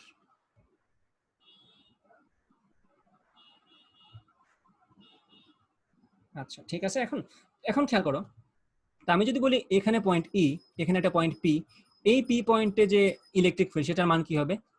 Sigma divided by 2 epsilon naught. That is obvious, কেটে দিলাম। That is obvious. তাহলে এই ই এর দিকটা কোন দিকে হবে? ডেফিনেটলি বাইরের দিকে হবে, কারণ যেহেতু এগুলো পজিটিভ চার্জ, আর আমরা কোনো একটা পয়েন্ট ইলেকট্রিক ফিল্ডের ডিরেকশনটা কোন দিকে ধরি, ওই পয়েন্টে যদি আমি একটা পজিটিভ চার্জ ধরে নিই, সেই পজিটিভ চার্জটা কোন দিকে ফোর্স ফিল করবে, that is hour direction of the electric field. তাহলে এখান থেকে ডিরেকশন হবে এদিকে, বাইরের দিকে। আমরা যদি এদিকে একটা পয়েন্ট চিন্তা করি যে এই পয়েন্টের পাবলটা কোন দিকে, that will be on that direction, বাইরের ওই দিকে থাকবে। ঠিক আছে, তুমি যে এখানে ধরো ডিরেকশন এদিকে, এখানে ধরো ডিরেকশন এদিকে। এটা প্রিটি অবভিয়াস, তোমরা এই কনসেপ্টটা তোমাদের ভেক্টরের কনসেপ্ট থেকে তোমরা বুঝো, বা বলরেখা তোমরা হালকা পাতলা পড়ছো, ওইটা থেকে তোমরা বুঝো। আচ্ছা, তো এতটুকু আমাদের বোঝা হয়ে গেল। ওকে ফাইন, এখন আমরা আরেকটু সামনে যাব, যেখানে আমরা দুইটা এরকম অসীম বিস্তৃতির পাথ ব্যবহার করব, যেখানে দুইটাতে অপোজিট চার্জ থাকে। ওকে, খেয়াল করবা। আচ্ছা, আমি আরেকটা আলাদাভাবে দেখাই দিলে, ধুর গাইল দিতে মন চায় রে, কি করবো, ভিডিওতে ইউটিউবে যাবে।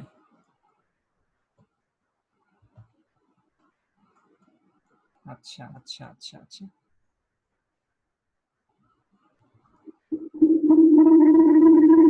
এই কি যাচ্ছে শব্দ? Okay fine.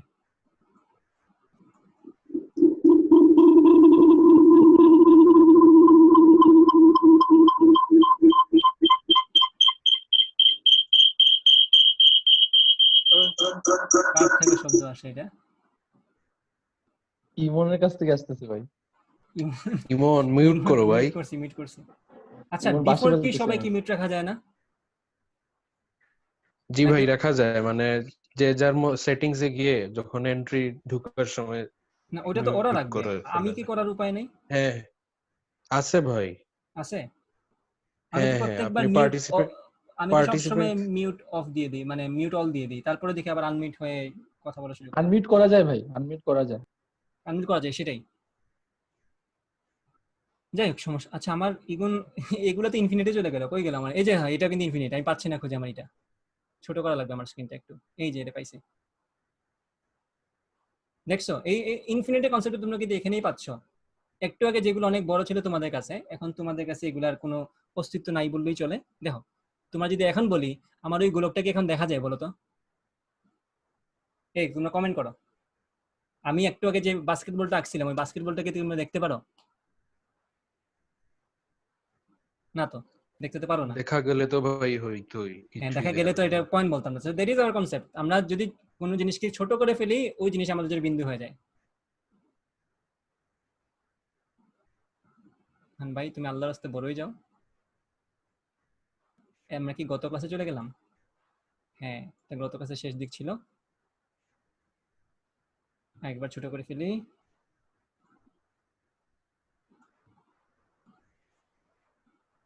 এই যাদের এই পিডিএফটা লাগবে তারা আমাকে নক করবা। পিডিএফটা কিন্তু আমি অনেককেই পাঠাইছি, যারা নক করছে সবাইকে। সো নিজ দায়িত্বে পিডিএফটা বুঝে নিবা।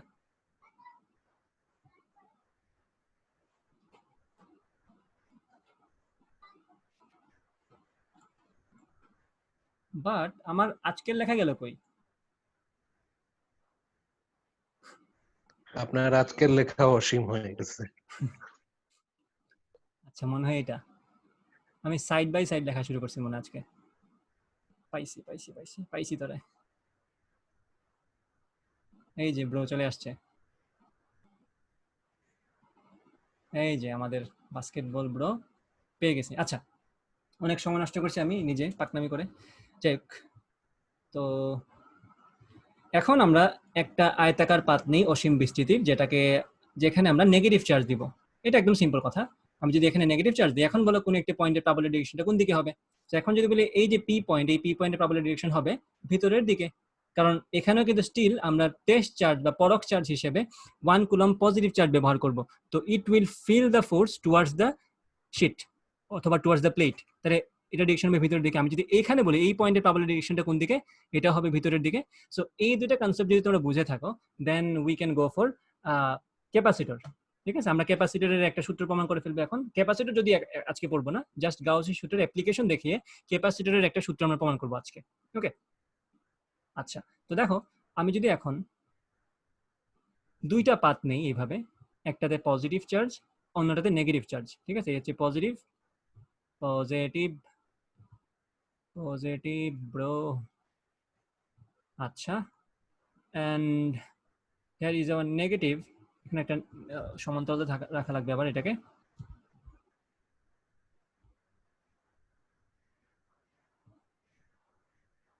দুইটা গেল কিনি না, আছে আছে আছে।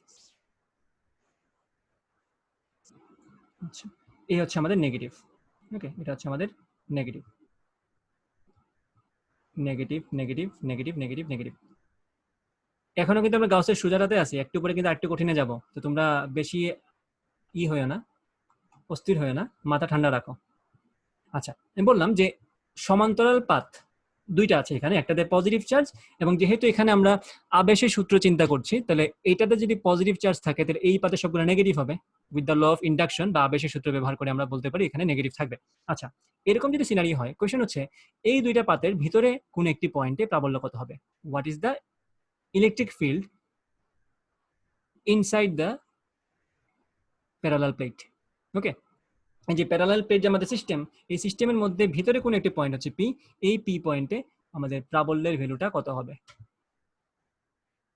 একটু চিন্তা করবো সবাই, এখানে প্রাবল্যের ভ্যালুটা কি হবে বা ইলেকট্রিক ফিল্ডের পরিমাণটা কি হবে। চ্যাট দুইজনের আছে, কি জানি কথা বলছে তারা। আচ্ছা, Priyabrata Partha everyone know mister Gauss. Mister Gauss কে? Who is mister Gauss?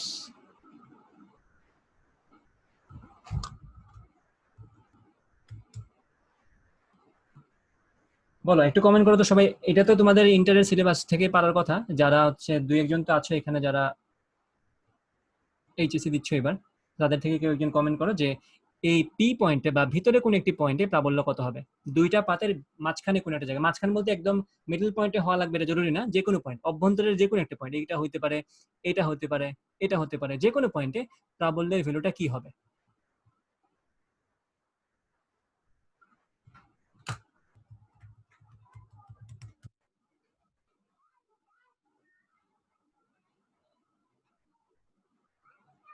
No bro, zero না, আনসার কখনোই জিরো না। এটা আনসার যদি জিরোই থাকে তা আমাদের ফ্যান চলতো না। তো খেয়াল করো, আমি বললাম এই হচ্ছে আমাদের পয়েন্টটা। তো এই পয়েন্টে আমি অবশ্যই পজিটিভ একটা চার্জ চিন্তা করব, এই পয়েন্টে আমি একটা পজিটিভ চার্জ চিন্তা করবো। এখন এই পজিটিভ চার্জের উপর এই পাতের জন্য ইলেকট্রিক ফিল্ডের ডিরেকশনটা কোন দিকে হবে, এইদিকে।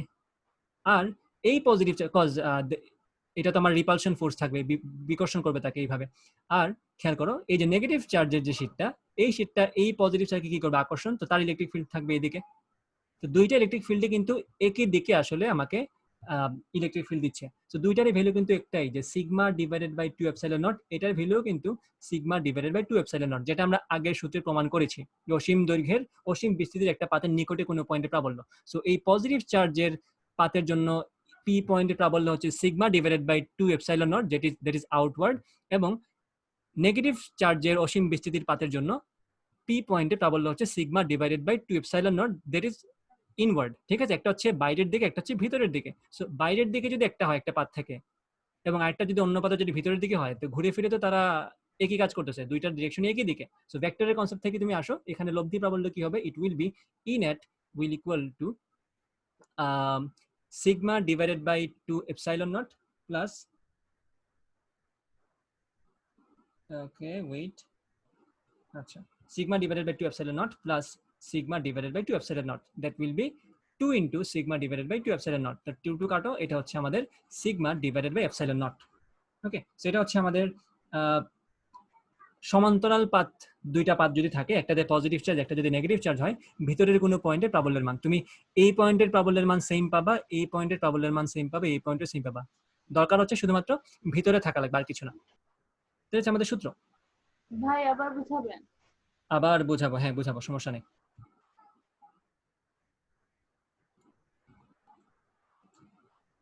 আচ্ছা, আমি আবার মুছে দিই এগুলা।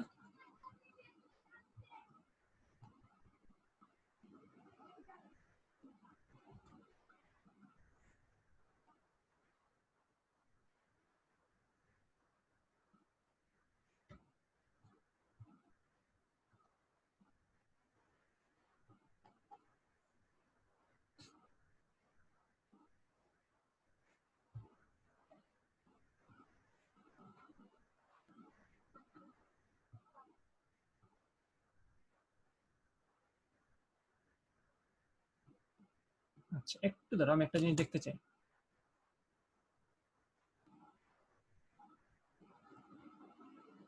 আমি একটা জিনিস চেক করিনি একটু আমার পিসি থেকে, একটু ওয়েট করিও।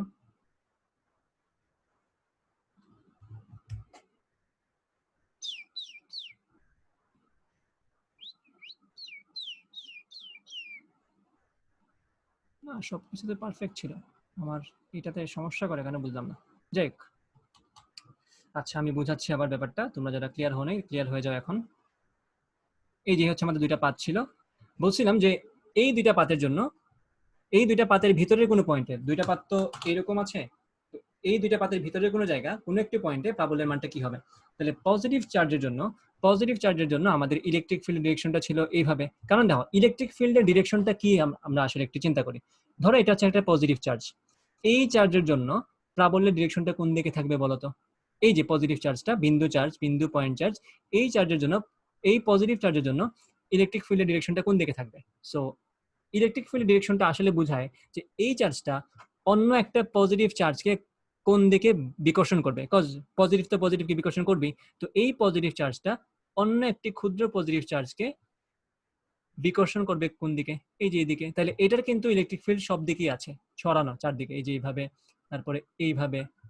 তুমি যদি পজিটিভ চার্জ এখানে রাখতা তাহলে সেই দিকে বিকর্ষণ করতো, এখানে যদি রাখতা সেই দিকে বিকর্ষণ করতো। So that is the picture. যেহেতু এটা একটা বিন্দু চার্জ, কিন্তু আমরা যেহেতু একটা অসীম বিস্তৃতি পাতলা শীট ব্যবহার করছি, তাহলে এই ক্ষেত্রে কিন্তু বলরেখাগুলো শুধুমাত্র এই দিকেই থাকবে, কারণ দূরত্ব কিন্তু অনেক কম, এখানে ছড়িয়ে যাওয়ার সুযোগ নেই। ঠিক আছে, দূরত্ব যেহেতু অনেক কম, ছড়িয়ে যাওয়ার সুযোগ নেই। তো তুমি এইখানে যদি বলো প্রাবল্য, তাহলে তুমি অবশ্যই এখানে একটা ক্ষুদ্র পজিটিভ চার্জ চিন্তা করবা। এই ক্ষুদ্র পজিটিভ চার্জকে এই পাতলা শীট দ্বারা যে ইলেকট্রিক ফিল্ড তৈরি হয়েছে সেটা কোন দিকে দিবে? সেটা তো বিকর্ষণ করবে। সো বিকর্ষণ বল হবে এটা। ওকে, তো এই হচ্ছে ইলেকট্রিক ফিল্ডের ডিরেকশন। আচ্ছা, আবার দেখো এখানে যে এই নেগেটিভ চার্জের জন্য এই পজিটিভ চার্জের উপর ইলেকট্রিক ফিল্ডটা কোন দিকে থাকবে? সেটা অবশ্যই ভিতরের দিকে, কারণ নেগেটিভ চার্জ তো পজিটিভ চার্জকে আকর্ষণ করে, এবং মানের দিক থেকে দুইটাই সমান না, sigma by 2 epsilon naught, sigma by 2 epsilon naught, সেটা তো সত্যি। আচ্ছা, এই তো যেহেতু দুইটা পাতের জন্যই ইলেকট্রিক ফিল্ডের ডিরেকশনটা একই দিকে, তাহলে আমরা নেট ইলেকট্রিক ফিল্ড কি পাবো? নেট ইলেকট্রিক ফিল্ড পাবো E net equal to E plus E, আর ই এর মান তো সিগমা বাই 2 এপসাইলন নট, অন্য ই এর মানও sigma divided by 2 epsilon naught. So দুইটা সিগমা বাই 2 এপসাইলন নট মানে 2 into sigma divided by 2 epsilon naught, 2 2 কাটো, এই হচ্ছে আমাদের আনসার। তো আশা করি তোমরা বুঝতে পেরেছো এটা। কোশ্চেন হচ্ছে, আমি যদি, আচ্ছা তাসিন কি বুঝতে পেরেছো? জি ভাই বুঝছি। আচ্ছা গ্রেট, ঠিক আছে। তো এখন কোশ্চেন হচ্ছে, এটা যদি তোমরা বুঝে থাকো তাহলে আমরা অফিসিয়ালি সূত্রটা লিখে দিই। এটা তোমরা বক্স করে রেখে দিবা, sigma E equals sigma divided by 2 epsilon naught. Okay, এটা হচ্ছে আমাদের সূত্র। আচ্ছা, sigma divided by 2 epsilon. Question হচ্ছে, আমি যদি এখন তোমাকে বলি যে পাতের ভিতরের কোনো একটি পয়েন্টে, দুইটা পাতের মধ্যবর্তী কোনো একটা জায়গায় বললাম যে প্রাবল্য কত বের করলাম, ঠিক আছে, sigma by 2 epsilon naught. But what if আমি তোমারই বললাম যে এই দুই পাতের মধ্যবর্তী কোনো জায়গায় না, তার বাইরে কোনো একটা পয়েন্টে প্রাবল্যের মান কি হবে? সেটা আনসার কি হবে বলো তো, একটু চিন্তা করে বলো। এই যে বললাম যে এখানে একটা পাত আছে, পজিটিভ চার্জের পাত, এটা পজিটিভ চার্জ বলতে আমি বড় বড় পজিটিভ দিয়ে বুঝাই দিই, এটা পজিটিভ চার্জের পাত। আর এখানে হচ্ছে নেগেটিভ চার্জের পাত, এটা নেগেটিভ চার্জের পাত। বললাম যে বাইরের কোন একটা পয়েন্ট, মনে করো এই পয়েন্টটা, বাইরের কোন একটি পয়েন্টে প্রাবল্যের মানটা কি হবে একটু বের করো। এখানে প্রাবল্যের মানটা কি হবে? একটু কমেন্ট করো অথবা আনসার দাও। আচ্ছা 3টা কমেন্ট চলে আসছে অলরেডি। সামিয়া 3, বাইজিৎ 0। আচ্ছা সামিয়া 0 বলছে, বাইজিৎ 0 বলছে। আচ্ছা একটা কোশ্চেন করছে কে জানি, হ্যাঁ আচ্ছা ওকে, আশরাফুলেরটা আমরা দেখবো, রেকর্ড থাকবে, ক্লাস পাবে সে। বাইজিৎ কোশ্চেন করছে, আচ্ছা ভাই যে কোনো একটি পয়েন্টে খালি পজিটিভ চার্জই থাকে? না, যে কোনো একটা পয়েন্টে কোনো চার্জই আসলে থাকে না। শোনো, বাইজিৎ একটা কোশ্চেন করেছে এটা, যে কোনো একটা পয়েন্টে কি খালি পজিটিভ চার্জই থাকে? তোমরা কোশ্চেনটা কি বুঝতে পেরেছো? তার কোশ্চেনটা হচ্ছে যে কোনো একটি পয়েন্টে আমরা যে ধরে নিচ্ছি যে পজিটিভ চার্জ, তো সে এখানে কি আসলে পজিটিভ চার্জই থাকে? না, এখানে আসলে কোনো চার্জই নাই। ঠিক আছে, টু বি অনেস্ট এখানে আসলে কোনো চার্জ নেই, থাকবে বায়ুর অণুগুলো তো পজিটিভ নেগেটিভ চার্জ থাকে, ওগুলো তো অন্য হিসাব, ওগুলো আমরা যাচ্ছি না। বাট আমরা যে ধরে নিচ্ছি এখানে পজিটিভ চার্জ, এটা আমরা ধরে নিচ্ছি জাস্ট, মানে এখানে যদি আমি কোনো একটা চার্জ নিয়ে আসতাম পজিটিভ চার্জ, সে কোন দিকে ফোর্স ফিল করতো, তাহলে পজিটিভ চার্জ যেদিকে ফোর্স ফিল করতো, নেগেটিভ চার্জ কিন্তু ঠিক তার উল্টা দিকে ফোর্স ফিল করবে। ওকে, আমরা নর্মালি কনভেনশন হচ্ছে ইলেকট্রিক ফিল্ডের ডিরেকশনটা আমরা ধরে নিই যে পজিটিভ চার্জ, একটা ক্ষুদ্র পজিটিভ চার্জ কি ফিল করবে, সেটা হচ্ছে আমাদের কনভেনশন। আমরা পজিটিভিটির দিকে চিন্তা করি সবসময়, আমরা সবসময় পজিটিভকে মানে অগ্রগণ্য রাখি সব জায়গায়, নেগেটিভকে আমরা জায়গায় দেনে কোথাও। তো আমরা এই জন্য সাপেক্ষ ধরেছি পজিটিভ। পজিটিভ চার্জ অন্য একটা চার্জের ইলেকট্রিক ফিল্ডে রাখলে সে কোন দিকে ফোর্স ফিল করবে, that is the direction of that electric field of that charge. ঠিক আছে, সোর্স চার্জ যেটা, এই যে কিউ, এই কিউ চার্জের জন্য ইলেকট্রিক ফিল্ডের ডিরেকশন হচ্ছে এদিকে, কজ আমরা টেস্ট চার্জ বা পরক চার্জ হিসেবে পজিটিভ চার্জ ব্যবহার করছি। সো পজিটিভ চার্জের উপর ইলেকট্রিক ফিল্ডের ডিরেকশনটা যদি এদিকে, আমরা যদি নেগেটিভ চার্জ এটা ব্যবহার করতাম তো সেই চার্জটা ফিল করতো এইদিকে। এক্স্যাক্টলি এটাই কাহিনী, মানে এটা তোমার ইচ্ছা, বাট বই খাতায়, বই পুস্তকে, কনভেনশনালি সব জায়গায় তুমি যখন দেখবা যে এইভাবে দেখানো হচ্ছে ইলেকট্রিক ফিল্ড, বুঝে নিবা যে এই চার্জটা অন্য একটা পজিটিভ চার্জকে এইদিকে ফোর্স দিচ্ছে। ওকে, আবার ধরে নাও তুমি যদি একটা নেগেটিভ চার্জ ধরো, তার ইলেকট্রিক ফিল্ড থাকবে এরকম, কারণ সে একটা অন্য একটা ক্ষুদ্র পজিটিভ চার্জকে তো সে নিজের দিকে টানবে, সে তো আকর্ষণ করবে। সো এটা সব ক্ষেত্রে আমরা টেস্ট চার্জ হিসেবে পজিটিভ চিন্তা করি নি, এখানে আসলেই পজিটিভ থাকবে এটা গ্যারান্টেড না, বা এখানে আসলে পজিটিভ থাকার দরকার নেই, কোন একটা পজিটিভ চার্জ আনলে কি হবে সেটা হচ্ছে আমাদের হিসাব। আচ্ছা দ্যাটস ইট। সো এতটুকু আমরা আশা করি বুঝতে পেরেছি। আমরা বাইরের কোনো পয়েন্টে প্রাবল্যের মান কত? বাইজি 0 বলেছে, সামিয়া 0 বলেছে, আর কেউ কোনো আনসার দেয় নাই। হ্যাঁ, তা আমি বুঝিয়ে বলি বাকিদেরকে যারা এখন হয়তো ধরতে পারেনি কাহিনী কি। খেয়াল করো, এই পয়েন্টে আমরা প্রাবল্য বের করবো, যেটা দুইটা পাত থেকেই বাইরে, ভিতরের কোনো জায়গা না। সো এই পয়েন্টে পজিটিভ চার্জওয়ালা আমাদের পাতের জন্য এই পয়েন্টের প্রাবল্য কি হবে? এটা তো হবে sigma divided by 2 epsilon naught. যেহেতু দূরত্ব ম্যাটার করছে না, নেগেটিভ চার্জওয়ালা পাতের জন্য এই পয়েন্টে ইলেকট্রিক ফিল্ডের মানটা হবে sigma divided by 2 epsilon naught. মানে নেগেটিভ চার্জের জন্য ইলেকট্রিক ফিল্ডের মান যা, পজিটিভ চার্জের জন্য ইলেকট্রিক ফিল্ডের মান তা। কারণ মাথায় রাখবা এই দূরত্বটা কিন্তু খুবই ছোট, এই যে ডিস্টেন্সটা, এই দুইটা পাতের মধ্যবর্তী যে দূরত্বটা, দ্যাট ইজ মানে ইনফিনিটেসিমাল, অনেক ছোট। তো ওই ছোটর তুলনায় এই দূরত্ব যা, আবার এখান থেকে এই দূরত্ব একই কথা। সো এটা আসলে ম্যাটার করে না, কজ আমাদের সূত্রই ওটা বলে আসছে যে আমাদের দূরত্বটা আসলে ম্যাটার করে না।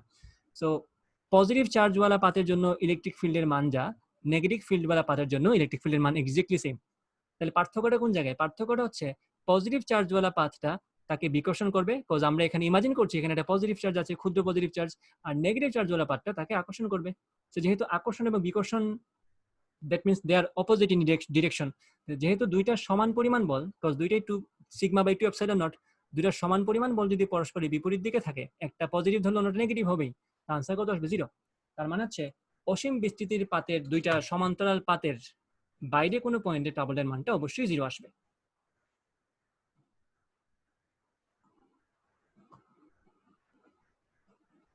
আমার কথা কি ক্লিয়ার হয়েছে সবার? সবাই কি বুঝছো এটা? এই কথাটা যে বললাম এটা কি বুঝছো? তাহলে এখানে আনসার কত আসবে? এখানে আনসার আসবে 0। পাতের বাইরে কোনো পয়েন্টে প্রাবল্য 0। আচ্ছা, দেবরাজ মনে হয় কারেন্ট চলে গেছিল, এই জন্য বের হয়ে গেছিল।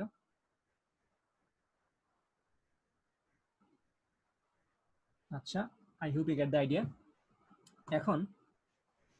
এখন কথা হচ্ছে আমার ল্যাপটপের টাইমে হচ্ছে দেখাচ্ছে 2:17 বাজে, এটা কেন হয়েছে আমি জানি না। তোমরা আমাকে টাইমটা বলো তো। আফনান ভাই ক্লাস কি আছে? 8:17 বাজে ভাই। হ্যাঁ ভাই, আফনান ভাই ক্লাস কি আছে? হ্যাঁ 8:30টায়। 8:30টায় আছে। আফনান ভাই ক্লাস খুব জলদি চলে আসে আমি ক্লাস শুরু করলে। আচ্ছা, মিস্টার গাউস কে? গাউস ব্রো আমাদের সাথে ক্লাস করতেছেন। হ্যাঁ, আচ্ছা তুমি মিস্টার ওকে, ঠিক আছে, বুঝতে পারছি। গাউস ব্রো, গাউস ভাই না গাউস আপা কে জানে। ওকে, হোয়াটএভার। সো এতটুকু যা যা পড়িয়েছি এই পর্যন্ত কি বুঝতে পেরেছো? ভাই আজকে আপনার ভাই ক্লাস নাই মেবি 8:30টায়। শিওর শিওর তুমি? হ্যাঁ, নোটিশ দিয়েছে। আচ্ছা, তাইলে থাকো ভাই, তাহলে থাকো, আমি আর একটু সামনে বাড়ি, ঠিক আছে তো? আফনান ভাই ক্লাসের এনার্জি যেহেতু ছিল ওইটার কিছু আমার ক্লাসে আজকে খরচ করো। আচ্ছা, এতক্ষণ পর্যন্ত যা যা বুঝিয়েছি সব কি বুঝেছো তোমরা? ভাই আফনান ভাই যে খরচ করছে কালকের এক্সামে ভাই, যে প্রশ্ন করছে ভাই এখন তুমি কি ঘুম দিয়ে উঠছো না? একটা ঘুমাইছো তো পরীক্ষা দিয়ে, না ঘুমাইতে পারো নাই? ব্রো তুমি কই হারিয়ে গেলা? গরমে ঘুমানি যায় ভাই, আর কারেন্টে যে সমস্যা করতেছে। কি আর করবা, এটাই তো জীবন। আল্লাহু আকবার। আমি একটু খাওয়া দাওয়া করি। ওকে, তোমরা, আমি পরের ট্যাবে চলে যাচ্ছি এখন, যে আমরা এখন গোলকের জন্য কাজ করব, যেখানে আলটিমেটলি আমরা গাউসের সূত্রের খুব সুন্দর মতো ব্যবহার দেখতে পারবো। আমরা অলরেডি কিন্তু 3টা টাইপ পড়ে ফেলছি। অসীম দৈর্ঘ্যের, অসীম লেংথের একটা চার্জিত দণ্ডের জন্য প্রাবল্য, তারপরে হচ্ছে অসীম বিস্তৃতির পাতের জন্য প্রাবল্য, এবং পরে পড়লাম 2টা সমান্তরাল একই রকম পাতের ভিতরে কোনো পয়েন্টের প্রাবল্য। তো ওইটা তোমাদের বইয়ের 3টা কেস আলাদা আলাদা, 3টা কেস আমরা পড়লাম। এখন আমরা দেখব গোলক এবং খোলক, সলিড স্ফিয়ার এন্ড হলো স্ফিয়ার। সলিড মানে হচ্ছে যার ভিতরটা পুরাটাই বলেন। কি কি এত আস্তে আস্তে মানুষজন কথা বলে, আমি শুনবো কেমনে?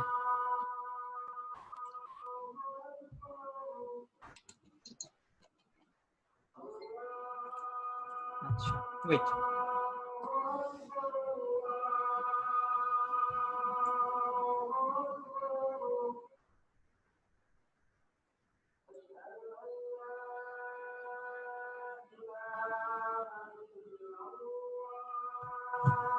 আচ্ছা, ওকে, তো আমরা এখন দেখব খোলক আর গোলক। এখন বলো, খোলক আর গোলকের মধ্যে পার্থক্য কোন জায়গায়? মুখে বলতে হবে, লিখে দিলে আসলে বুঝতে কষ্ট হয়। যেই বলবো মুখে বলো, বলো তো। খোলক। যে চাও বলতে পারো, এত সোজা প্রশ্ন কখনো পাবা না। খোলক আর গোলক নাকি ভাই? না, হ্যাঁ, খোলক। খোলক ভার্সেস গোলক। এই যে খোলকটা ভাই কি ভাই? খোলক মেবি ভিতরে ফাঁকা থাকে, হ্যাঁ, আর আর গোলক ভর্তি। হ্যাঁ, আমাদের ফাঁপাগুলোকে তো আছে ভাই, ফাঁপাগুলো। ফাঁপা গোলকটাই খোলক ব্রো। আচ্ছা, খোলকের নাম প্রথম হ্যাঁ। শুনলাম ভাই, আমি আগে শুনি নাই কখন। আচ্ছা আচ্ছা, যাই হোক, সমস্যা নাই। খোলক, এটা হচ্ছে ফাঁপা গোলক, ফাঁপা গোলক, ঠিক আছে? এটা হচ্ছে ফাঁপা গোলক অথবা খোলক।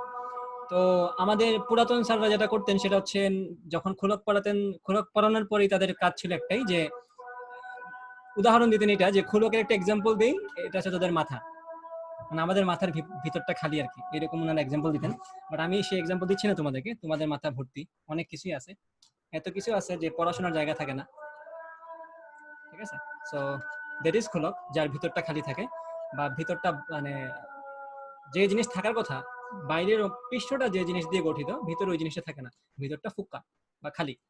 আর গোলক হচ্ছে বাইরে যে পদার্থ, ভিতরে এক্স্যাক্টলি সেম পদার্থ থাকে আমাদের হিসাব মতো, ইন্টারের সিলেবাস অনুযায়ী। যেমন তো না যে সবগুলা গোলকেরই সেম কাহিনী। যেমন ধরো তরমুজও তো একটা গোলক বলতে পারো। একটা গোল যদি তরমুজ নাও, তাহলে তরমুজের বাইরের পৃষ্ঠ এক ধরনের পদার্থ, ভিতরে আরেক ধরনের পদার্থ, ওটাও কিন্তু গোলক, বাট ওটার বাইরের এবং ভিতরের উপাদান সেম না। তোমরা যদি এখন লোহার বল অথবা হ্যাঁ লোহার বল ধরতে পারো, লোহার বলের বাইরে যায় ভিতরে তা, তো ওইটাকে একটা আমরা পারফেক্ট গোলক বলতে পারি বা সলিড স্ফিয়ার বলতে পারি। ওকে, আর খোলকের এক্সাম্পল হচ্ছে, মনে করো নারকেলের যে থাকে ভিতরটা খালি থাকে, পানি যদি বের করে ফেলো তারপর ওইটা কিন্তু ভিতরটা খালি থাকে। আচ্ছা, তো এরকম এক্সাম্পল তোমাদের চোখের সামনেই আছে, এক্সাম্পল দেওয়ার দরকার আসলে মনে করছি না। তো খোলক গোলক বোঝা শেষ। এখন আমরা খোলকের জন্য 3টা কেস, খোলকের বা ফাঁপা গোলকের জন্য 3টা কেস, 3 কেসেস। গোলকের জন্য 3 কেসেস, এগুলো নিয়ে আমরা পড়াশোনা করব। দেন another case arises which is পরিবাহী গোলক নাকি অপরিবাহী গোলক। সো এই জিনিসটা বইয়ে সুন্দর মতো স্কিপ করে চলে যায়, অথবা বইয়ে এই জিনিসটা আলোচনা করেই নাই। সো এই জিনিসটা আমাদের আলোচনায় আসা লাগবে, যেটা হচ্ছে গোলকের মধ্যে দুইটা টাইপ আছে, একটা হচ্ছে পরিবাহী, আরেকটা হচ্ছে অপরিবাহী। কজ পরিবাহী গোলক একভাবে কাজ করে, অপরিবাহী গোলক আরেকভাবে কাজ করে। আচ্ছা, আর ফাঁপা গোলক তো ফাঁপাই, ওইটার কোনো ঝামেলা নেই। তো আমরা প্রথমে শুরু করবো ফাঁপা গোলক দিয়ে, হলোস্ফিয়ার। আচ্ছা, হলো মানে কিন্তু ফাঁপা, এই যে মাথা রাখো, হলো মানে কিন্তু ফাঁপা। এ বাকি সব গেল কই? আচ্ছা, তোমরা কি আমার স্ক্রিন দেখতে পাচ্ছ না?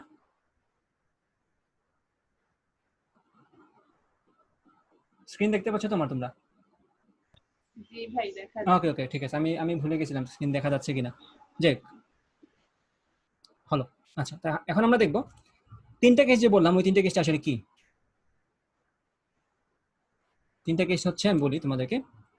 ধরো একটা খোলক, দিস ইজ এ খোলক, যার ভিতরটা খালি, ভিতরটা শূন্য। দূর মেসেজ দিয়া বড়াইস না আমারে হর, নোটিফিকেশন দিয়া। দাঁড়াও, ডেস্কটপ সাউন্ডটা অন অফ করে ফেলি, ব্যাংকটা গুসা যেন উঠে আমার। আচ্ছা, এখন ঠিক আছে। তো এটা হচ্ছে আমাদের ফাঁপা গোলক, ফাঁপা গোলক, অথবা এটাকে বলবো আমরা খোলক। তিনটা কেস কি, এটা অবশ্যই চার্জিত, কজ আমরা তো চার্জ নিয়ে কাহিনী করতেছি, চার্জ ছাড়া তো আমাদের এই চ্যাপ্টারে কোনো কথাই নেই। So this is our equally distributed অথবা uniformly distributed charge on the surface. Charge কিন্তু ভিতরে যাওয়ার কোনো সুযোগই নাই, কজ যেহেতু তার ভিতরে কিছু নাই, চার্জ কেমনি ভিতরে যাবে? ভিতরটা তো ফাঁপা, ভিতরে তো খালি, এই জন্য আমরা ভিতরে কিছুই লিখবো না। That's it.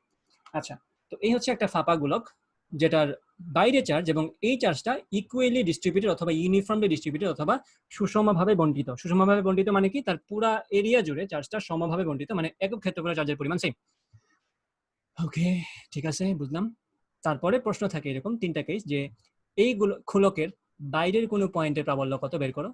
প্রশ্ন থাকে এরকম যে খোলকের বাইরের কোনো বিন্দুতে, বাইরের কোনো বিন্দুতে প্রাবল্য না বলে আমি ই বলে দিলাম সোজা, ই ইকুয়ালস হোয়াট। সেকেন্ড কেস হচ্ছে পৃষ্ঠের কোনো পয়েন্টে, মানে বাইরের কোনো পয়েন্ট বলতে মনে করো এই পয়েন্টটা, পৃষ্ঠের কোনো পয়েন্ট বলতে মনে করো, কালার চেঞ্জ করি,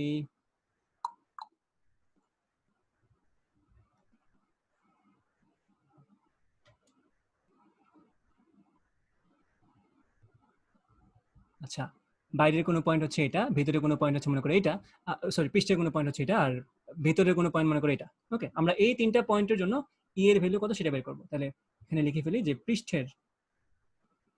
পৃষ্ঠের কোনো বিন্দুতে প্রাবল্য, এবং তারপর আমরা দেখবো যে ভিতরের কোনো পয়েন্টে প্রাবল্য। ওকে, ভিতরের কোনো বিন্দুতে প্রাবল্য বা ই কত। ওকে, দ্যাটস ইট। আমরা একটা একটা করে শুরু করি। তো আমরা প্রথমে বের করবো যে বাইরের কোনো বিন্দুতে প্রাবল্য কত, বাইরের কোনো বিন্দুতে প্রাবল্য কত সেটা আমরা বের করবো। যেহেতু আমরা গাউসের সূত্রে পড়ছি, খেয়াল করো এখানে কিন্তু আমাদের কুলম্বের সূত্র অ্যাপ্লাই করার কোনো সুযোগ নাই, cause this is not a point charge. এখানে কিন্তু আমাদের চার্জ পয়েন্ট চার্জ না, এখানে কিন্তু একটা ডিস্ট্রিবিউটেড চার্জ বা বন্টিত চার্জ, পুরা একটা, এটা কিন্তু বৃত্ত না, মাথায় রাখবে, এটা কিন্তু একটা গোলক। সো গোলকের পুরো পৃষ্ঠ জুড়ে চার্জ ছড়িয়ে আছে। সো এখানে আমরা কুলম্বের সূত্র অ্যাপ্লাই করতে পারি না, বা লজিক্যালি আমাদের এই স্বাধীনতা নাই, কুলম্বের সূত্র আমরা ব্যবহার করতে পারি না। কেন পারি সেটা আমরা গাউসের সূত্র দিয়ে প্রমাণ করে তারপর দেখাবো যে কেন আমরা চিন্তা করতে পারতাম যে গোলকের পৃষ্ঠ বরাবর যে চার্জগুলো থাকে সেগুলোকে আমরা কেন একটা বিন্দুতে ধরে ফেলতে পারি, ওই কারণটা আমরা এখন দেখবো। এর আগে যে কারণটা দেখছিলাম যে বলরেখাগুলোকে টেনে ভিতরে নিয়ে আসা যায়, এটা কিন্তু একটা ফাউল প্রমাণ ছিল। ঠিক আছে, বলরেখাগুলোকে টেনে তুমি ভিতরে আনতে পারছো দেখেই যে চার্জগুলো পয়েন্টে, ওই পয়েন্টে আছে, জিনিসটা তো এরকম না। ওকে, সো এই ব্যাখ্যাটা আমরা এখন দেখবো। গাউসের সূত্র পড়ার পরে আমরা এই জিনিসটা ক্লিয়ার হয়ে যাবে আমাদের। হাইলাইট করতে ভালোই লাগে।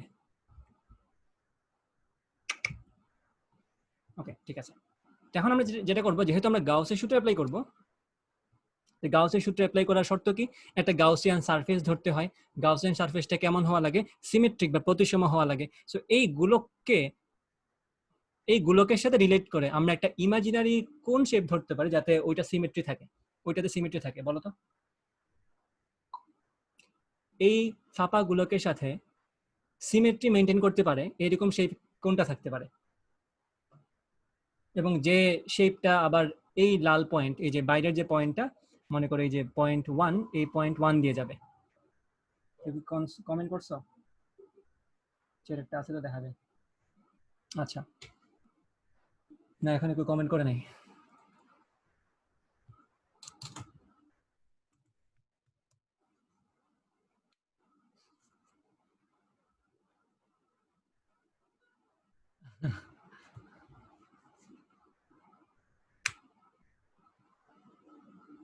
বলো তো একটু একটু আমাকে এই গোলকের সাথে আমি তোমাদের সাথে ইন্টারেক্ট করতে চাচ্ছি, কারণ তোমরা যাতে জিনিসটার ফিল পাও যে আমরা কেন সিলিন্ডার ধরি, কেন গোলক ধরি, এইসব জিনিসপত্র।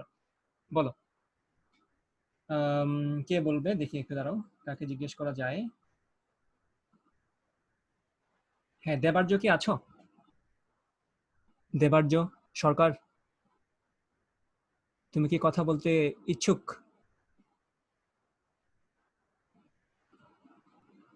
মনে হয় সে কথা বলতে ইচ্ছুক না। যাই হোক, আমি বলে দিই, আমাদের গাউসের সূত্র অ্যাপ্লাই করার প্রথম যে শর্ত সেটা হচ্ছে একটা ইমাজিনারি 3D শেপ ধরা লাগবে, কজ এখানে 2D এর কোনো সুযোগ নেই, সবকিছু আমাদের 3D হওয়া লাগে, cause we need to enclose charges. ঠিক আছে, আমরা চার্জকে এনক্লোজ করতে চাই। কোনো চার্জকে যদি তুমি এনক্লোজ করতে চাও, অবশ্যই তোমার 3D কিছু একটা লাগবে। তুমি 2 ডাইমেনশনাল দিয়ে কোনো কিছুকে আবদ্ধ করতে পারো না। তোমার যদি কোনো একটা কিছুকে র্যাপ করা লাগে, অথবা কি বলে এটাকে, হ্যাঁ, ঢেকে ফেলা লাগে, কভার করা লাগে, then you need a 3D shape. So আমরা এখানে অবশ্যই 3D শেপ নিব, এবং ওই 3D শেপের নেওয়ার শর্ত হচ্ছে উই নিড সিমেট্রি। সিমেট্রি আমাদের লাগবে। সো গোলককে সিমেট্রি দিয়ে আবদ্ধ করতে পারে একটা গোলককে তুমি সিলিন্ডার দিয়ে আবদ্ধ করে বলতে পারবে না যে ইট ইজ সিমেট্রিক্যাল। ঠিক আছে, তা আমরা অবশ্যই আরেকটা গোলক নিব, যেটা হচ্ছে ইমাজিনারি, উইচ ইজ গাউসিয়ান গোলক, অথবা গাউসিয়ান স্ফিয়ার বলতে পারো এটাকে। সো এই হচ্ছে আমাদের গাউসিয়ান সারফেস। কেন আমরা এই অংশ দিয়ে নিচ্ছি? কারণ আমরা এই পয়েন্টে প্রাবল্য বের করতে চাই। ঠিক আছে, আমরা কেন এই 1 নাম্বার পয়েন্ট দিয়ে নিচ্ছি? কারণ আমরা 1 নাম্বার পয়েন্টের প্রাবল্যের মানটাই বের করতে চাই। সো আমরা এই পয়েন্ট দিয়ে মানে গমনকারী একটা গোলক নিলাম, এই যে একটা গোলক। মাথায় রাখবে এখানে কিন্তু সবই গোলক, না কিন্তু কোনো ধরনের নাই, বৃত্ত না। এই যেটা একটা গোলক, যেটা নিয়েছি মাত্র, সেটাও কিন্তু একটা গোলক। আচ্ছা, এখন আমাদের অরিজিনাল যে গোলকটা, আমাদের অরিজিনাল গোলক তো আসলে এইটা। সো এটার ব্যাসার্ধকে আমরা স্মল আর ধরবো, সরি ক্যাপিটাল আর ধরবো। আমরা সবসময় অরিজিনালটাকে ক্যাপিটাল আর ধরবো, এবং আমাদের যে কল্পিত যে গোলকটা আছে সেটার ব্যাসার্ধকে আমরা স্মল আর ধরবো। এটা কনভেনশন, বিকজ আমরা যেটা কল্পিত সেটাকে ছোটটা দিলাম, এবং যেটা অরিজিনাল সেটাকে বড়টা দিলাম। ওকে, তো আমাদের কল্পিত যে গোলকটা সেটার ব্যাসার্ধ হচ্ছে স্মল আর। এখন ভালো করে তাকিয়ে দেখো তো, এই যে চার্জেস, এই যে চার্জগুলো আছে, অথবা এই চার্জগুলোর কথা ভুলে যায়, এই চার্জগুলোর কথা মনে রাখার দরকার নেই। এই কেন্দ্র থেকে, এই যে কেন্দ্র, এই কেন্দ্র থেকে 1 নাম্বার যে গোলকটা, লাল রঙের যে গোলকটা আছে, এই কেন্দ্র থেকে লাল রঙের প্রত্যেকটা গোলকের, লাল রঙের গোলকের পৃষ্ঠের প্রত্যেকটা পয়েন্ট কি সেম ডিস্টেন্সে থাকবে না? বিকজ আমরা তো এই মেইন গোলকের কেন্দ্রকে কেন্দ্র করেই লাল গোলকটা এঁকেছি, তাই তো? নাহলে তো আমাদের সিমেটে থাকতো না। আমি যদি এক কোণা দিয়ে একটা বৃত্ত এঁকে ফেলতাম, গোলক এঁকে ফেলতাম, তাহলে তো এইদিকে কম, এইদিকে বেশি হয়ে যেত, সেটা তো সিমেটে থাকতো না। So we need to maintain symmetry. তো আমরা সেম কেন্দ্রকে কেন্দ্র করেই একটা লাল রঙের গাউসিয়ান কাল্পনিক গোলক নিয়েছি। তাহলে ডেফিনেটলি আমাদের কালো রঙের যে সেন্টার, সেই সেন্টার থেকে লাল রঙের যে বৃত্ত আছে বা লাল রঙের যে গোলক আছে, সেটার ব্যাসার্ধ সবসময় সব দিকে সেম থাকবে। এটা এখানে যা, এখানেও তা, এখানেও তা। তাহলে আরটা হচ্ছে আমাদের কনস্ট্যান্ট। আচ্ছা, দ্যাটস ফাইন। এখন আমাদের কাজ কি? এখন আমাদের কাজ হচ্ছে গাউসিয়ান ল অ্যাপ্লাই করা। এখন আমরা তো লাল রঙের গোলকটাকে গাউসিয়ান সারফেস ধরছি, তাহলে এখন আমাদের হিসাব করা লাগবে এই গাউসিয়ান সারফেস দিয়ে আমাদের কি পরিমাণ ফ্লাক্স যাচ্ছে। তো এক্স্যাক্টলি আগের মতো, এই যে এখান থেকে বলরেখাগুলো কিভাবে বেরোচ্ছে বলতো? এইভাবে, এই যে চার্জগুলা থেকে তো বলরেখা বেরোচ্ছে, চার্জগুলা থেকে তো বলরেখা বেরোচ্ছে এইভাবে, তাই না? এইভাবে তো বলরেখা বেরোচ্ছে, লম্বভাবে বলরেখা বেরোচ্ছে, এই যে এইভাবে বেরোচ্ছে, এইভাবে বেরোচ্ছে, এইভাবে বেরোচ্ছে। এখন ধরো এই যে লাল রঙের যে আমাদের সারফেসটা, এই সারফেসে ক্ষুদ্র একটা অংশ ধরো ডিএ, এই ডিএ এর ডিরেকশন এবং আমাদের যে ইলেকট্রিক ফিল্ড বেরোচ্ছে সেটা ডিরেকশন কি এক্স্যাক্টলি একই দিকে না? তাহলে কি আমরা বলতে পারি না এখানেও যে ই এবং ডি এর মধ্যবর্তী কোণ 0 degree? Same goes for this one also. এখানে যদি আমি একটা ক্ষুদ্র তল ধরি, এখানেও বলরেখার দিক এবং ডিএ এর দিক একই দিকে, তাহলে এখানে আমরা বলতে পারি ই এবং ডি এর মধ্যবর্তী কোণ 0 ডিগ্রি, তাই তো? আচ্ছা,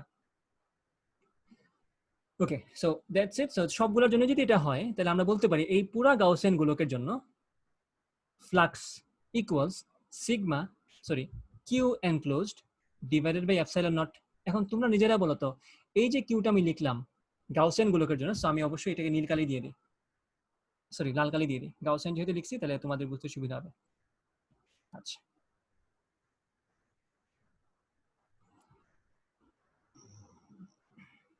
একটু দাঁড়াও।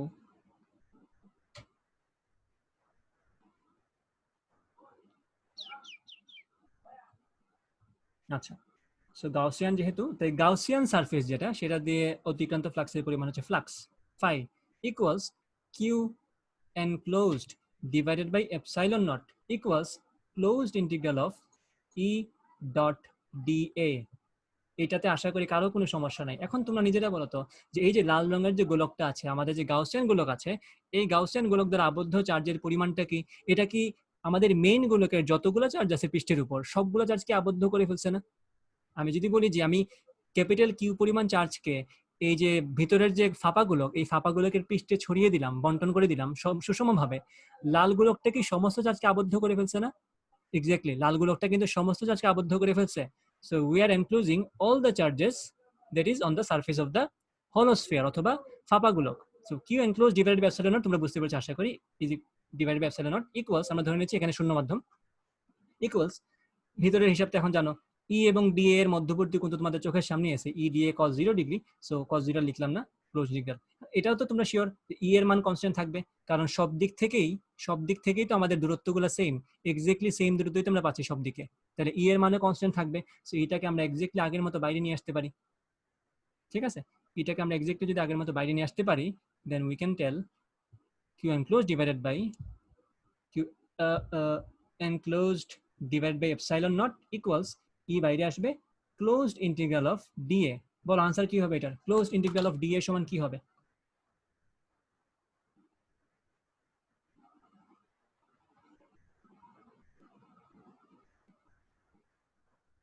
ফোর পাই আর স্কোয়ার ভাই। 4 পাই আর স্কোয়ার। আচ্ছা হ্যাঁ ঠিক আছে, হুম, স্মল আর স্কোয়ার, তাহলে সাবাবার আনসার কারেক্ট। ঠিক আছে, তা আমরা বলতে পারি যে এই যে ক্লোজ ইন্টিগ্রাল অফ ডি, এটা মানে এটা কিন্তু আমাদের গাউসিয়ান সারফেসের ডিএ, টোটাল গাউসিয়ান সারফেসের ক্ষেত্রফল কি হবে? সবগুলা ডিএ, এই যে ক্ষুদ্র ক্ষুদ্র যে আমরা ডি নিয়েছি গোলকের উপরে, সমস্ত ডি যদি যোগ করে দিই আমরা সমস্ত গাউসিয়ান সারফেসটার ক্ষেত্রফল পেয়ে যাবো, that is area of A sphere. ঠিক আছে, পৃষ্ঠতলের ক্ষেত্রফল আর কি। সো এখানে আমি লিখতে পারি যে Q enclosed divided by epsilon naught equal to E into 4 pi small R square. Small R কেন? বিকজ আমরা তো এই গোলকের ব্যাসার্ধকে স্মল আর ধরেছি। এখন আর কেন স্পেসিফিক্যালি? কারণ আমাকে বলা হয়েছিল যে বাইরের কোনো পয়েন্টের প্রাবল্য বের করতে যেখানে হলোস্ফিয়ারের কেন্দ্র থেকে ওই পয়েন্টের দূরত্ব হচ্ছে স্মল আর, দ্যাটস ইট, আর কিছু না। 4 পাই আর স্কোয়ার পেয়ে গেলাম। এখন কাজ তো শেষ, আমরা ইটা বের করবো জাস্ট। তাহলে দেখো কি আসে আনসার, ই ইকুয়ালস, দেখো আমি এখন সাজাবো, সবগুলাই তো ওইদিকে চলে যায়, ই সমান আসবে 1/4 pi R square into Q enclose divided by epsilon naught. এখন একটু সাজাই তোমাদের পরিচিত ফর্মে নিয়ে আসার জন্য, 1/4 পাই, যে 4 পাই এবং এপসাইলন নটকে একসাথে করে ফেলি, 1/4 pi epsilon naught into Q enclose divided by কি জানি আর স্কোয়ার, হ্যাঁ Q enclose divided by R square. তো দেখো তো এখন কি সূত্রটা পরিচিত মনে হচ্ছে না? বিন্দু চার্জের জন্য আর দূরত্বে প্রাবল্যের মান যা ছিল, একটা ফাঁপা গোলকের নিকটে কোনো একটা পয়েন্টে বা ফাঁপা গোলকের বাইরের কোনো একটা পয়েন্টে প্রাবল্যের সূত্র কিন্তু exactly same, 1/4 pi epsilon naught into Q enclose divide by R square. এখানে মজার জিনিস তোমাদেরকে আমি দেখাই, কেন আমরা ধরতে পারতাম যে সমস্ত চার্জকে আমরা কেন্দ্রে কেন্দ্রীভূত ধরে নিতে পারি, এটা কেন ধরতে পারতাম এখনই দেখবা। এই যে খেয়াল করো, তাহলে এই যে সূত্রটা ভালো করে যদি তোমরা শুধুমাত্র এই সূত্রের দিকে তাকাও, এই সূত্র থেকে যদি তোমরা ভালো মতো তাকাও তাহলে বুঝবা যে এটা তো আমার প্রাবল্যের সূত্র, এটা তো আমরা কুলম্বের সূত্র থেকেই পাইছি, তাই না? খেয়াল করো এই সূত্র কিন্তু আমরা এটা আমরা আমাদেরকে এটাই বোঝায় যে এখানে একটা চার্জ আছে কিউ পরিমাণ চার্জ, যার আর পরিমাণ দূরত্ব। ও তো ঝামেলা শুরু হয়েছে আমার। ওকে, আমরা এখান থেকে এই সূত্র থেকে জাস্ট কি বুঝতে পারি যে আমার একটা চার্জ আছে কিউ পরিমাণ, যার থেকে আর দূরত্বে প্রাবল্যের মান হচ্ছে 4 pi R square, sorry 1/4 pi epsilon naught আর কি, 1/4 pi epsilon naught into Q divide by R square. তাহলে বিন্দুর জন্য আমরা যে সূত্র পেয়েছিলাম ফাঁপা গোলকের বাইরের কোনো পয়েন্টে আমরা এক্স্যাক্টলি সেম সূত্র পাচ্ছি, দ্যাট ইজ আমরা ফাঁপা গোলকের সমস্ত চার্জকে যদি কেন্দ্রে নিয়ে আসতাম ওই কিউ পরিমাণ চার্জকে এক্স্যাক্টলি সেম আনসারই পাইতাম। ঠিক আছে, সো দ্যাট ইজ ওয়াই আমরা ধরতে পারি যে ফাঁপা গোলকের পৃষ্ঠের সমস্ত চার্জকে আমরা কেন্দ্রে কেন্দ্রীভূত কনসিডার করতে পারি। ওকে, সো দ্যাট ইজ দ্য ব্যাখ্যা। আচ্ছা ওকে, যারা এতক্ষণ পর্যন্ত টিকে আছো তাদের জন্য তোমরা বাসায় খাও, শরবত টরবত বানায় খাও।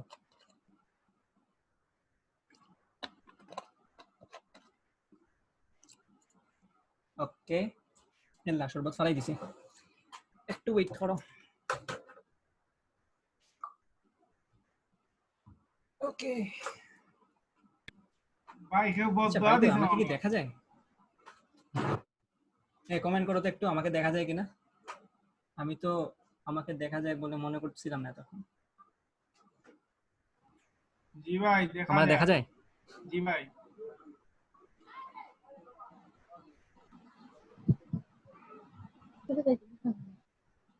আচ্ছা, দেখা না গেলেই বেশি ভালো। ছোট দেখা যায় না মানুষ। বিন্দু দেখা যায় ভাই, বিন্দু। মনে হচ্ছে দেখা যায়। আচ্ছা যাক, এটা কোনো বিষয় না।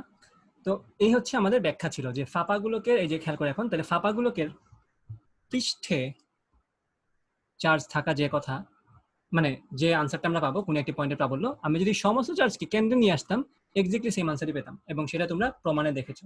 তো গেল আমাদের প্রথমটা, যে বাইরের কোনো ফাঁপাগুলোকে বাইরের কোনো বিন্দুতে প্রাবল্য, সেটা বুঝে গেলাম আমরা। এখন আমরা দেখবো যে পৃষ্ঠের কোনো বিন্দুতে প্রাবল্য।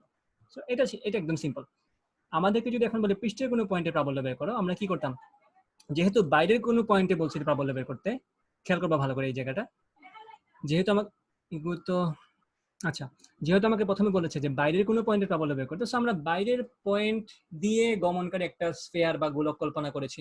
এখন আমাকে বলছে পৃষ্ঠের কোনো বিন্দুতে প্রাবল্য, দ্যাট ইজ এমন একটা পয়েন্ট যে পয়েন্টটা আমার ওই ফাঁপা গোলক দিয়েই যায়।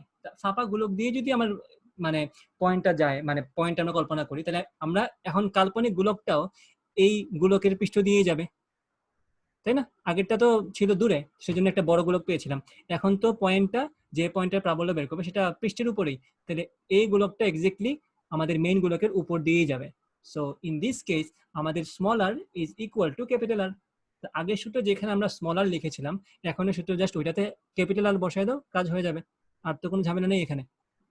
দেখো just Q enclose divide by, তখন হয়ে যাবে এই যে 1/4πε0 ইন্টু কিউ এনক্লোজড, যেটা তোমার খোলকের উপর রাখা আছে সেই চার্জটাই, divide by capital R square, কারণ এখন তুমি পৃষ্ঠের উপর ক্ষেত্রফল বের করছো।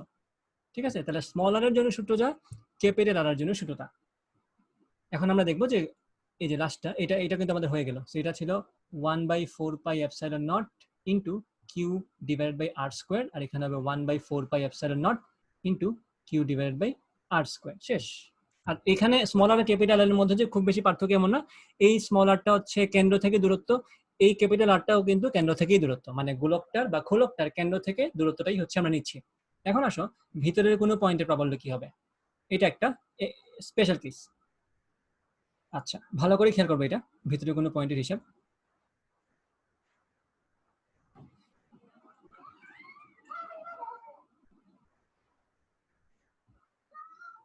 আচ্ছা,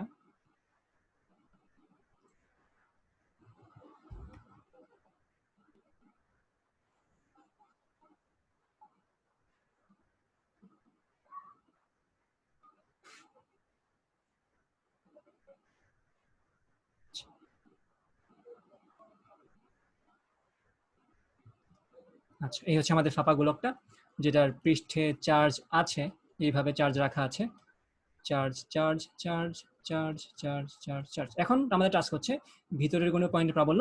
তো যেখানে আমাদের ফাঁপা গোলকটার কেন্দ্র হচ্ছে এটা, এবং ভিতরে কোনো একটা পয়েন্ট আমরা সাপোজ ধরে নিলাম এটা, এই যে পয়েন্টটা, এই পয়েন্টে যদি আমার প্রাবল্য বের করতে হয় লাল রঙের পয়েন্টটাতে, ডেফিনেটলি আমাদের গাউসিয়ান গোলক এখন হবে এই লাল পয়েন্ট দিয়ে গমনকারী একটা বৃত্ত, একটা গোলক, এবং সেটার কেন্দ্র হবে এক্স্যাক্টলি আগের গোলকটার কেন্দ্র।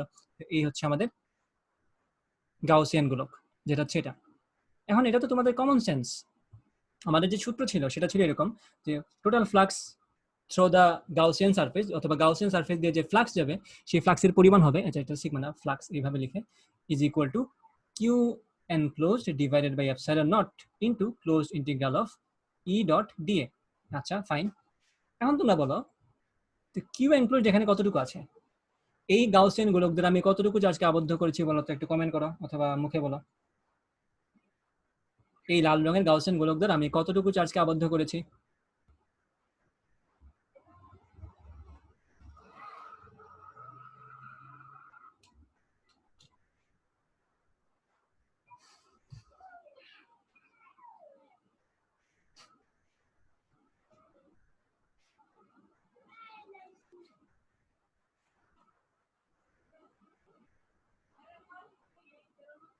কেউ কি বলবা কমেন্টে? লাল রঙের গাউসিয়ান গোলক দ্বারা আমরা কতটুকু চার্জকে আবদ্ধ করেছি?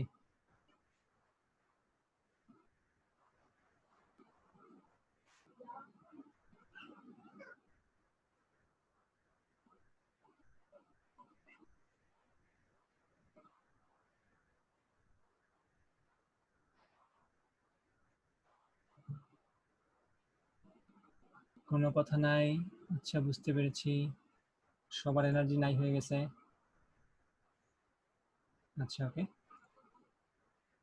ঠিক আছে। দেখো, খেয়াল করো, এই লাল রঙের গোলক দ্বারা কিন্তু আমি কোনো চার্জকে আবদ্ধ করিই নাই, কারণ সবগুলো চার্জ তো বাইরে। তো এইটার দ্বারা আবদ্ধ চার্জের পরিমাণ যদি 0 হয়, তো এখানে 0 বসিয়ে দাও। 0 বসালে কি আসবে? 0 বসালে আসবে সিগমা অথবা ফ্লাক্স ইকুয়াল টু 0। তাহলে ফ্লাক্সে যদি 0 হয়, ইলেকট্রিক ফিল্ড কি হবে? 0, কজ ফ্লাক্স না থাকলে ইলেকট্রিক ফিল্ড কই থেকে আসবে? এখানে যাই করো শেষমেশ তো ঘুরে ফিরে তুমি ই সমান 0ই পাবা। তাহলে ফাঁপা গোলকের ভিতরের কোনো পয়েন্টের প্রাবল্যের মান 0। ওকে, দেবরাজ সরকার হচ্ছে তার ল্যাপটপে প্রবলেম, কথা বলতে পারছে না। আচ্ছা, ঠিক আছে, সমস্যা নেই। বাইজিৎ, তুমি কোনটার জন্য বলেছিলে আর মাইনাস আর স্কোয়ার্ড হবে নাকি? না, আর মাইনাস আর স্কোয়ার্ড হবে না, ওই ডিরেক্ট স্মল আর স্কোয়ার্ড হবে, কারণ তোমার টার্গেট হচ্ছে গাউসিয়ান গুলোকে হিসাবে চিন্তা করা। বাইজিৎ যে প্রশ্নটা করেছে সেটা আমি এখন দেখছি, একটু দেখো, খেয়াল করো। তোমার প্রশ্ন ছিল এরকম, এই যে তোমার প্রশ্ন ছিল এই যে এখানে মনে হয় যে এটা কেন আর মাইনাস আর হবে না, তাই তো?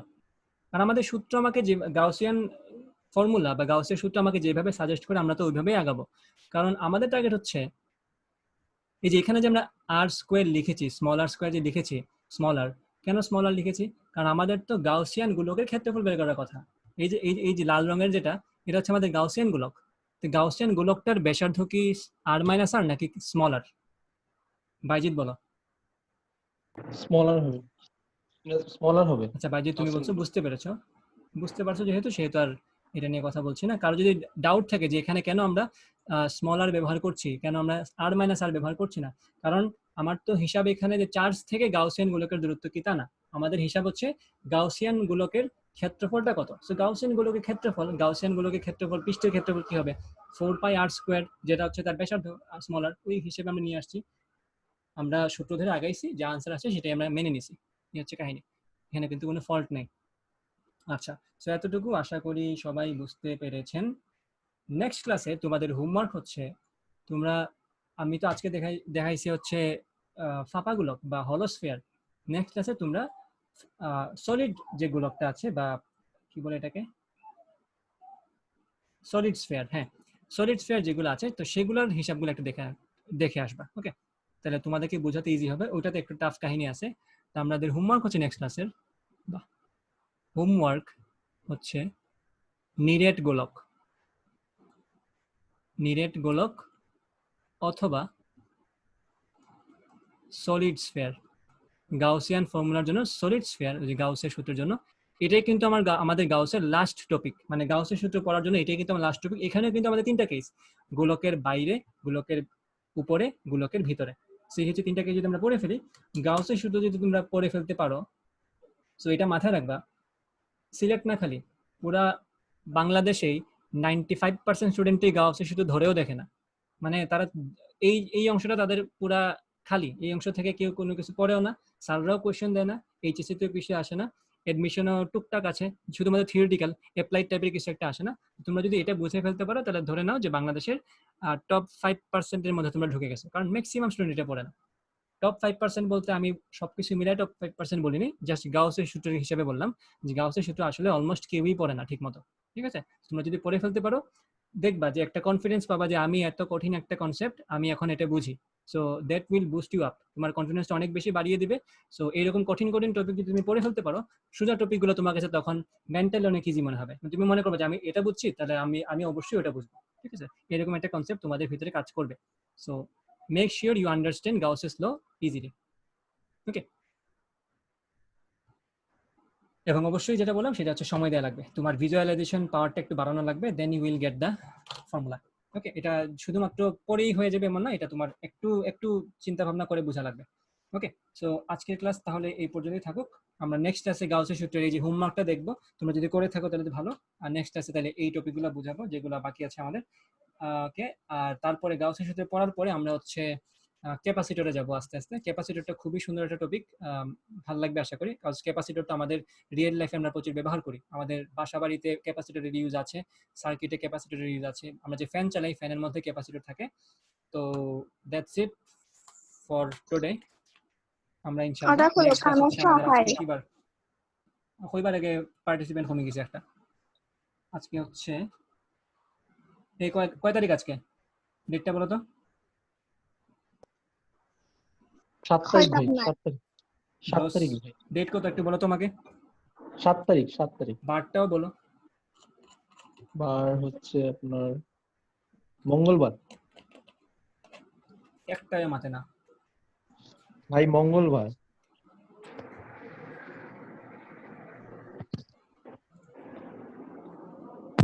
অর্শান ব্রো জি No. ভাই। অথবা বাইজিদ, আচ্ছা কি ভাই বার? শোনা যায় না? হ্যালো, শোনা যাচ্ছে? Hello, Hi. কি আমি কারো কথা শুনি না? আচ্ছা, আমি তো আমার ডেস্কটপ মিউট করে রাখছি, এই জন্যই তো কথা শুনি না। হাই হাই, হ্যাঁ বলো, এখন বলো। আমার ডেস্কটপ মিউট হ্যালো, ছিল। হ্যাঁ, শুনতেছেন ভাই? আমি মিয়া এতক্ষণ ডেস্কটপ অফ করে রাখছি সাউন্ড, এই জন্য তো আমি শুনি না কিছু তোমাদের। Bro. হ্যাঁ ব্রো বলো। আপনার ভাই তাইনের রুম দেখাইছিল, আপনিও দেখাও আপনার রুম। না, আমার রুম আমি দেখাইতাম না, আমার রুমের অবস্থা বেশি ভালো না, খালি জান আপনার আমার room। রুমের অবস্থা ভালো আসছিল না ভাই। দেখাইব না, আরো দিন দেখাইব না। আমি একটা বালা ক্যামেরা লই, তখন জঞ্জাল দেখতে ভালো লাগবো। এমনি এমনি তো আমি সাগর দেখাইলাম নতুন ধরে। ওটাতে থোড়া খুলেন না, আমি একটু খাই। না, এটা খোলা যাইতো না, এটা খুললে সমস্যা। কিতাব থেকে কিতাব লেখবাই। থোড়া খাইলাই না না, এটা আঁকানি উকানি নাই। থোড়া না, ওই তো না। একটু মিসেস গাউস, না এখন খোলা যাইতো না, আমি আন্তরিকভাবে দুঃখিত। তোমরা নেক্সট, আচ্ছা আমার এখন আছে কি বার? মঙ্গলবার ভাই। হ্যাঁ আছে কি বার? মঙ্গলবার। মঙ্গলবার আজকে নেই। মঙ্গলবার। আচ্ছা, তাহলে তোমাদের নেক্সট হচ্ছে বৃহস্পতিবারে। আর বৃহস্পতিবার আমরা গাউসের সূত্রের আনুষ্ঠানিকভাবে সমাপ্তি ঘোষণা করব, তারপরে আমরা হচ্ছে ক্যাপাসিটরে চলে যাব। ওকে ওকে, ঠিক আছে, তাহলে আজকের ক্লাস এই পর্যন্তই। আসসালামু আলাইকুম ভাই। ওয়ালাইকুম আসসালাম।